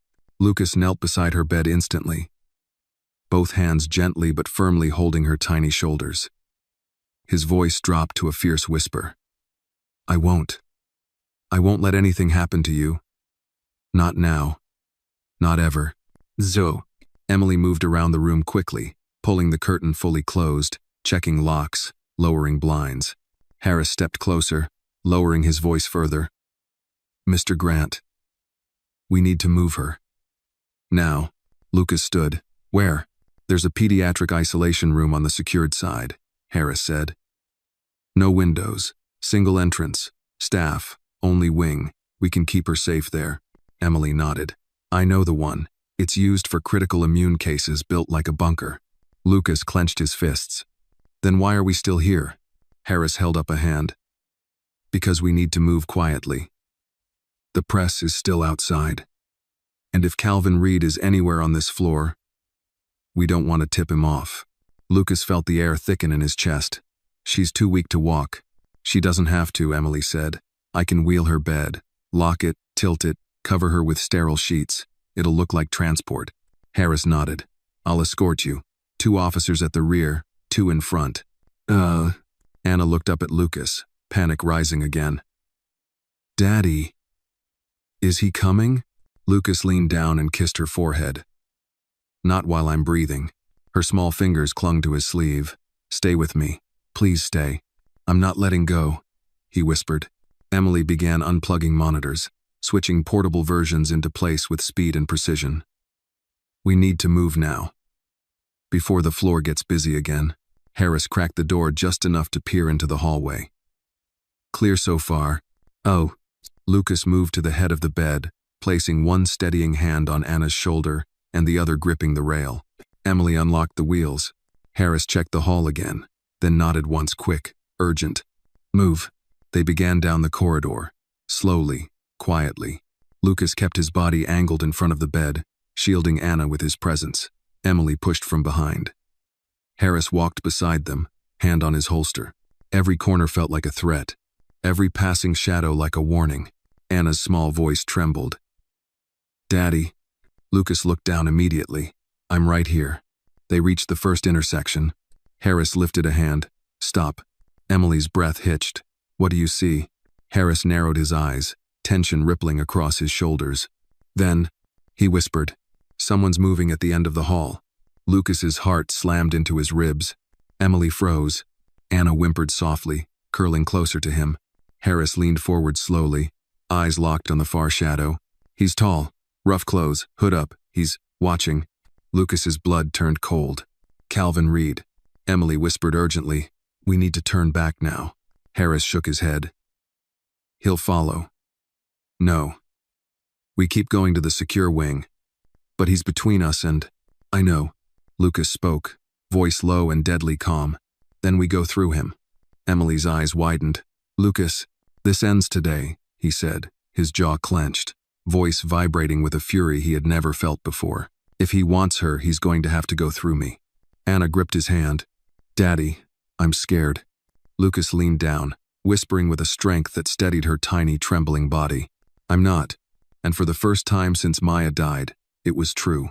The hallway fell into a tense stillness wide, sterile, humming faintly with fluorescent lights, but beneath that stillness pulsed a danger so sharp, Lucas could feel it in his teeth. Detective Harris lifted one hand, signaling everyone to stop moving as he leaned forward, assessing the shadow at the far end of the corridor. The figure didn't advance, didn't retreat, just watched. Emily, Harris said quietly, keep the bed steady. Don't move. Emily froze in place, her hands gripping the rails so tightly her knuckles turned bone white. Behind her, Anna's breathing hitched in thin, frightened gasps. Lucas positioned himself at the front of the rolling bed, body angled to shield Anna completely. His pulse hammered in his ears, a steady war drum that drowned out the beeping portable monitor. His eyes never left the man at the end of the hall. Calvin Reed. Now that Lucas saw him clearly, recognition crashed over him like cold water. The unsteady stance, the twitching fingers, the jerky movements of a man living on adrenaline, paranoia, and fear. A man cornered by his own choices.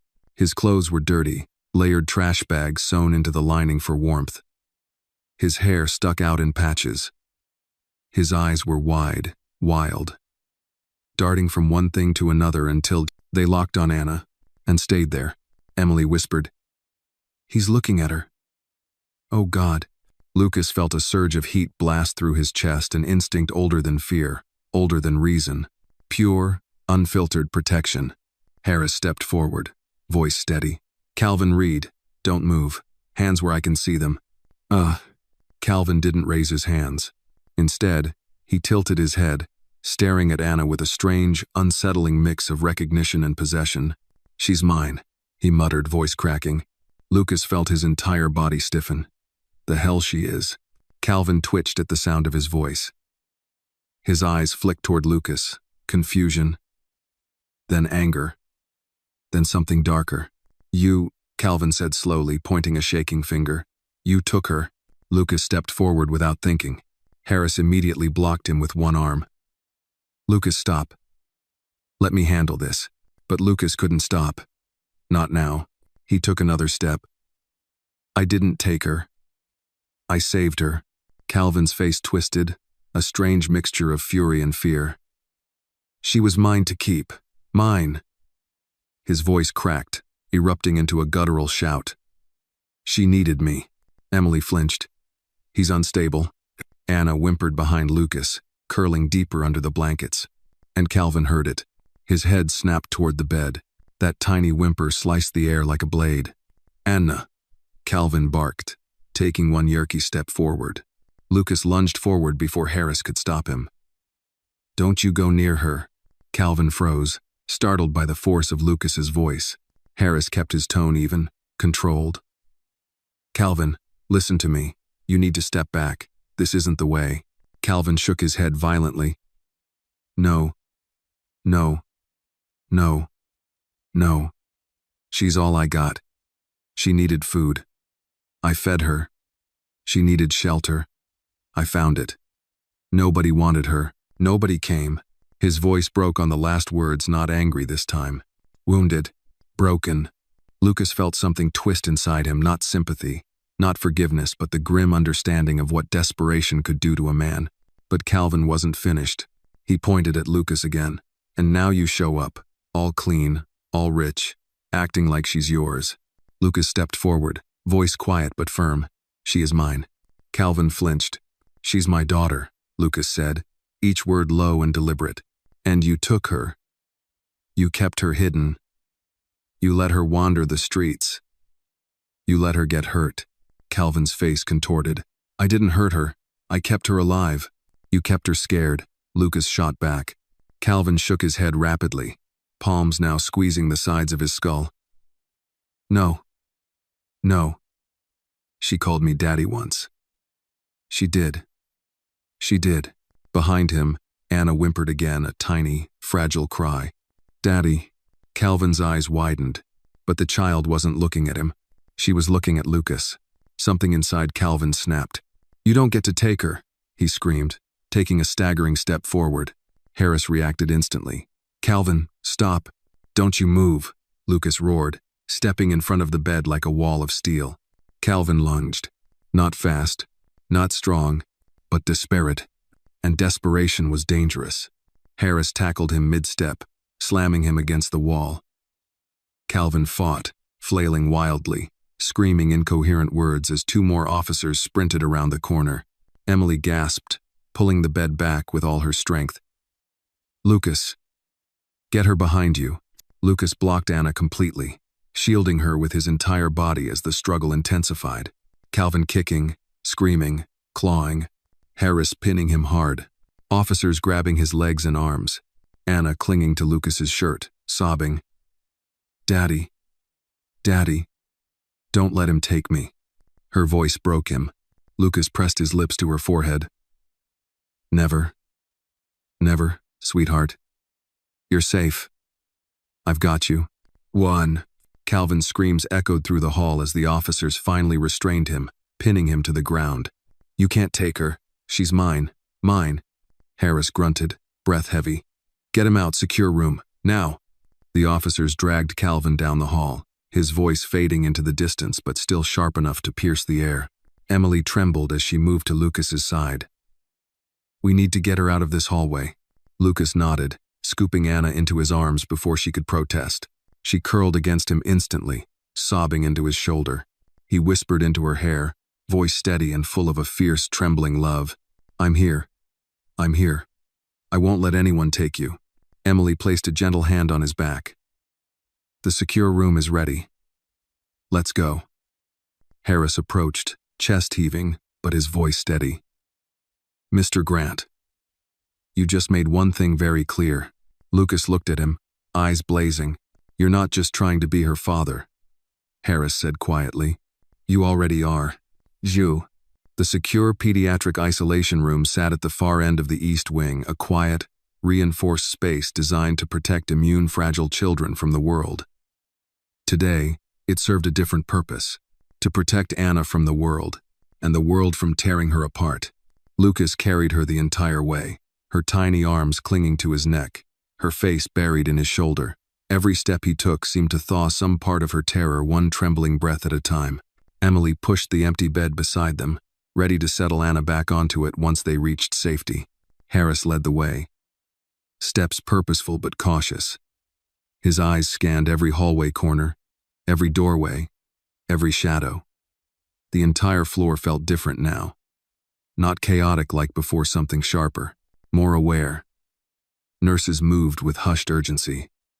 Security stood at every junction. No one asked questions. Everyone knew this child was in danger. When they reached the end of the hall, Harris swiped his keycard across the reinforced door. A loud click echoed through the corridor as the lock disengaged. He pushed the door open and stepped inside first, sweeping the room. Clear. He motioned for Lucas to enter. Lucas carried Anna to the bed at the center of the room. It wasn't luxurious, it was plain, practical, sterile. But it was safe. No windows. Only one entrance. Thick walls, reinforced frame. He lowered her gently onto the blankets. Anna clung to his hand instantly. "Don't leave me." "I'm not going anywhere," Lucas whispered. Emily began reattaching monitors. Her movements gentle but efficient. She checked oxygen levels, adjusted the pillow, wrapped Anna in a fresh, warm blanket. "You're doing so well," she murmured softly. "Just breathe. You're safe." Anna's eyes never left Lucas. Harris drew closer. "The hospital is locking down all non-essential wings. Calvin Reed is in custody. But I won't lie to you, this isn't over." Lucas's jaw tightened. "What do you mean?" Harris folded his arms. "Reed kept her hidden for a year. That means he had help or at least cover. Someone may try to interfere with the investigation." Emily frowned. "Who would protect a man like him?" "Not him," Harris said slowly. "The child." Silence fell. Emily's breath caught. "You mean someone knew where she was?" "I don't know yet," Harris replied. "But Anna didn't disappear by accident. Paper trails don't just vanish. Someone let her fall through the cracks." Lucas felt his blood turn cold. "You're saying it wasn't incompetence." "I'm saying it might not have been." He stepped closer to the bed, lowering his voice. "Mr. Grant, you need to brace for the possibility that someone didn't want Anna found." Lucas froze. His throat tightened until it hurt. Emily whispered, "Why? She's a child." Harris's eyes darkened. "Because children connected to the wealthy and powerful have value. Sometimes the ugliest kind." Lucas inhaled sharply, his fists clenching at his sides. A slow, steady anger moved through him, quiet, controlled, lethal. "If someone targeted her," he said, voice shaking with contained fury, "I will find them." Harris nodded once, something like respect flickering in his eyes. "We'll find them." Anna stirred at the rising tension. Her small fingers tugged at Lucas's hand. "Daddy, are we safe now?" Lucas sat on the bed, cupping her cheek. "Yes, sweetheart. You're safe. No one is going to hurt you." Her lashes fluttered. "Are the shouting people gone?" "For now," Lucas said softly. "And they won't get in here." Anna's eyes drooped, exhaustion pulling her downward. "Stay until I sleep?" "Always." She curled into the blanket, her breathing slowing, and drifted into a fragile, peaceful sleep. Emily watched the scene with a softness that hadn't been there last night. "She trusts you completely." Lucas brushed a curl from Anna's forehead. "I don't know if I deserve that." Emily shook her head. "It's not about what you deserve. It's about what you give. And you're giving her safety for the first time in a long time." Silence settled deep and warm, but only for a moment. Harris checked his phone, frowned, and turned to Lucas. "There's something else you need to know," he said. "Something urgent." Lucas stiffened. "What?" Harris took a breath. "During the struggle, Reed said something. Something we almost dismissed as rambling. But he repeated it twice." Emily tensed. "What did he say?" Harris looked at Lucas with a weight that made the air thicken. He said, "They'll be angry you found her." Lucas's heart stopped. Emily's face drained of color. "Who's they?" Harris shook his head slowly. "I don't know yet, but I will." He stepped toward the door. "You stay with her. We'll take the rest from here." Emily checked the monitors again. "I'll station myself outside. No one gets near this room unless I clear them." Harris unlocked the door. "I'll be back when I have answers." Lucas barely heard them. His eyes stayed on Anna, small, fragile, sleeping peacefully for the first time in days, unaware of the storm gathering outside her door. He sat beside her, placed a hand gently over her tiny fingers, and whispered into the quiet room, "They'll have to go through me." And for the first time since Maya died, Lucas knew exactly who he was. A father, a protector, and a man who would burn the world down before he let anyone take Anna again. The isolation room was so quiet that Lucas could hear the rhythm of Anna's breath, soft, even, drifting in and out like small waves against a calm shore. Outside the reinforced door, Emily stood guard, arms folded, posture tense but resolute. And farther down the hall, Harris coordinated the movements of security, detectives, and staff with the precision of a man who knew this case had just become something far bigger than a missing child report. But inside the room, the world had shrunk to something simple. A father, a daughter, and the fragile space between them finally closing. He swallowed hard, tears threatening again, but held himself steady.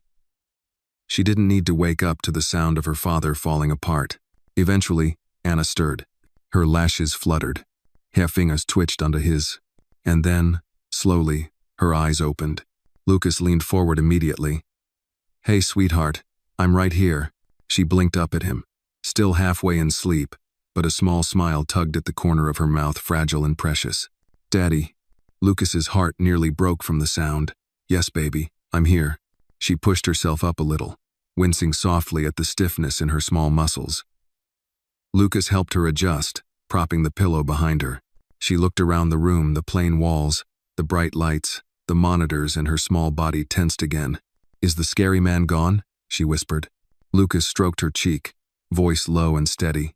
"Yes, he can't come near you again." Anna swallowed. He said, Mommy told him to keep me." Tears welled. But that wasn't true. Right? Lucas's breath caught. Emily, who had cracked the door open to listen, froze in place. Lucas cupped Anna's face gently, turning her toward him.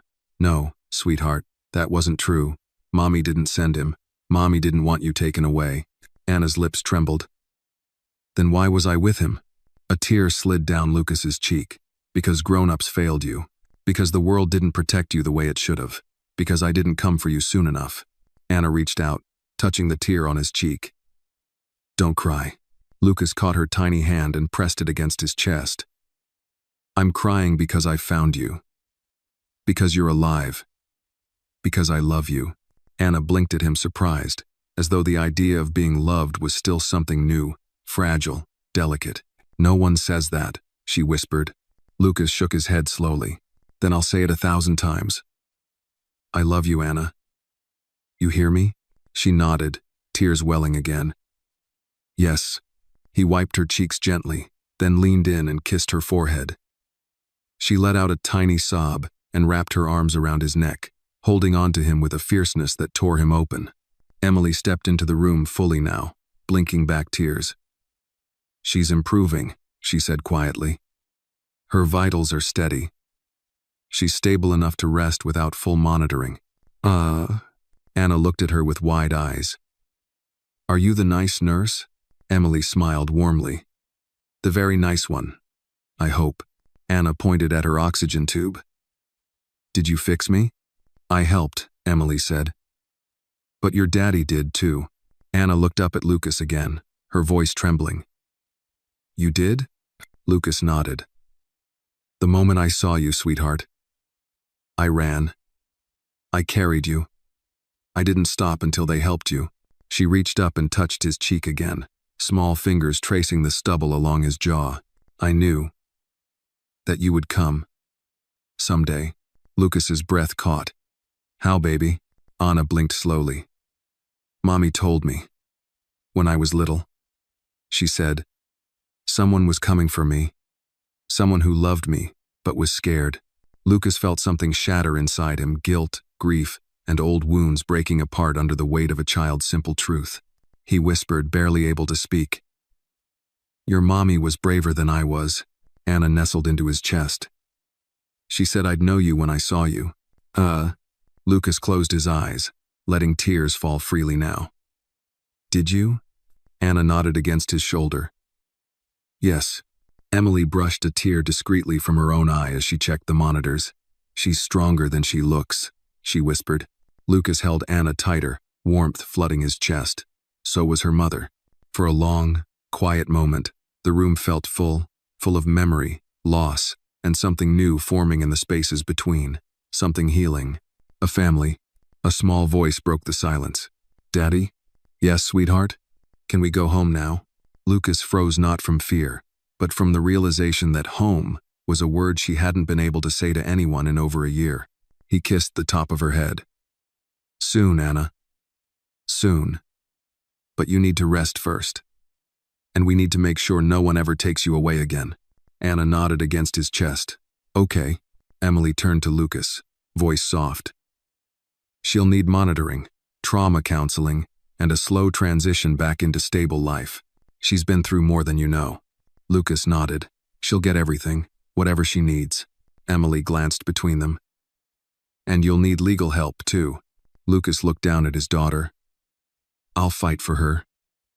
With everything I have. Emily gave him a small, proud smile. I know you will. At the door, Harris appeared again, quiet, steady, carrying a folder of paperwork. But his expression had changed. He didn't look at Lucas with suspicion anymore. He looked at him like a man who understood something profound had happened. Mr. Grant, Harris said softly, stepping inside. I have some news. We ran the DNA fast-track test you authorized this morning. Lucas's heart stopped. Anna looked up at him, confused. Harris held out the open file. It's confirmed, he said gently. You're her father. Lucas took the paper with shaking hands. Emily gasped, covering her mouth. Anna blinked slowly. You really are? Lucas looked down at her, tears blurring his vision. I always was, he whispered. And now the world knows it too. Anna threw her arms around him again, her tiny voice trembling with relief. Daddy. Lucas closed his eyes and held her as tightly as he dared. I'm here, Anna, and I'm never letting you go again. Outside the isolation room, the world was still chaos. But inside, a father held his daughter. A daughter found her father. And for the first time since Maya died, the world felt whole again. The story of Lucas and Anna leaves behind a quiet, powerful lesson, one that lingers long after the chaos fades. It reminds us that redemption does not erase the past, but it can reshape the future. Love is not defined by perfection, but by presence. A child does not need a flawless hero. She needs someone who shows up, stands firm, and refuses to walk away when the world grows dark. It also teaches that justice is not always loud. Sometimes it is the steady hand that protects, the quiet truth that rises after years of silence, and the courage to confront what we once ran from. And above all, it shows that family is not built by blood alone, but by the choices we make, especially the choice to love fiercely, faithfully, and without fear.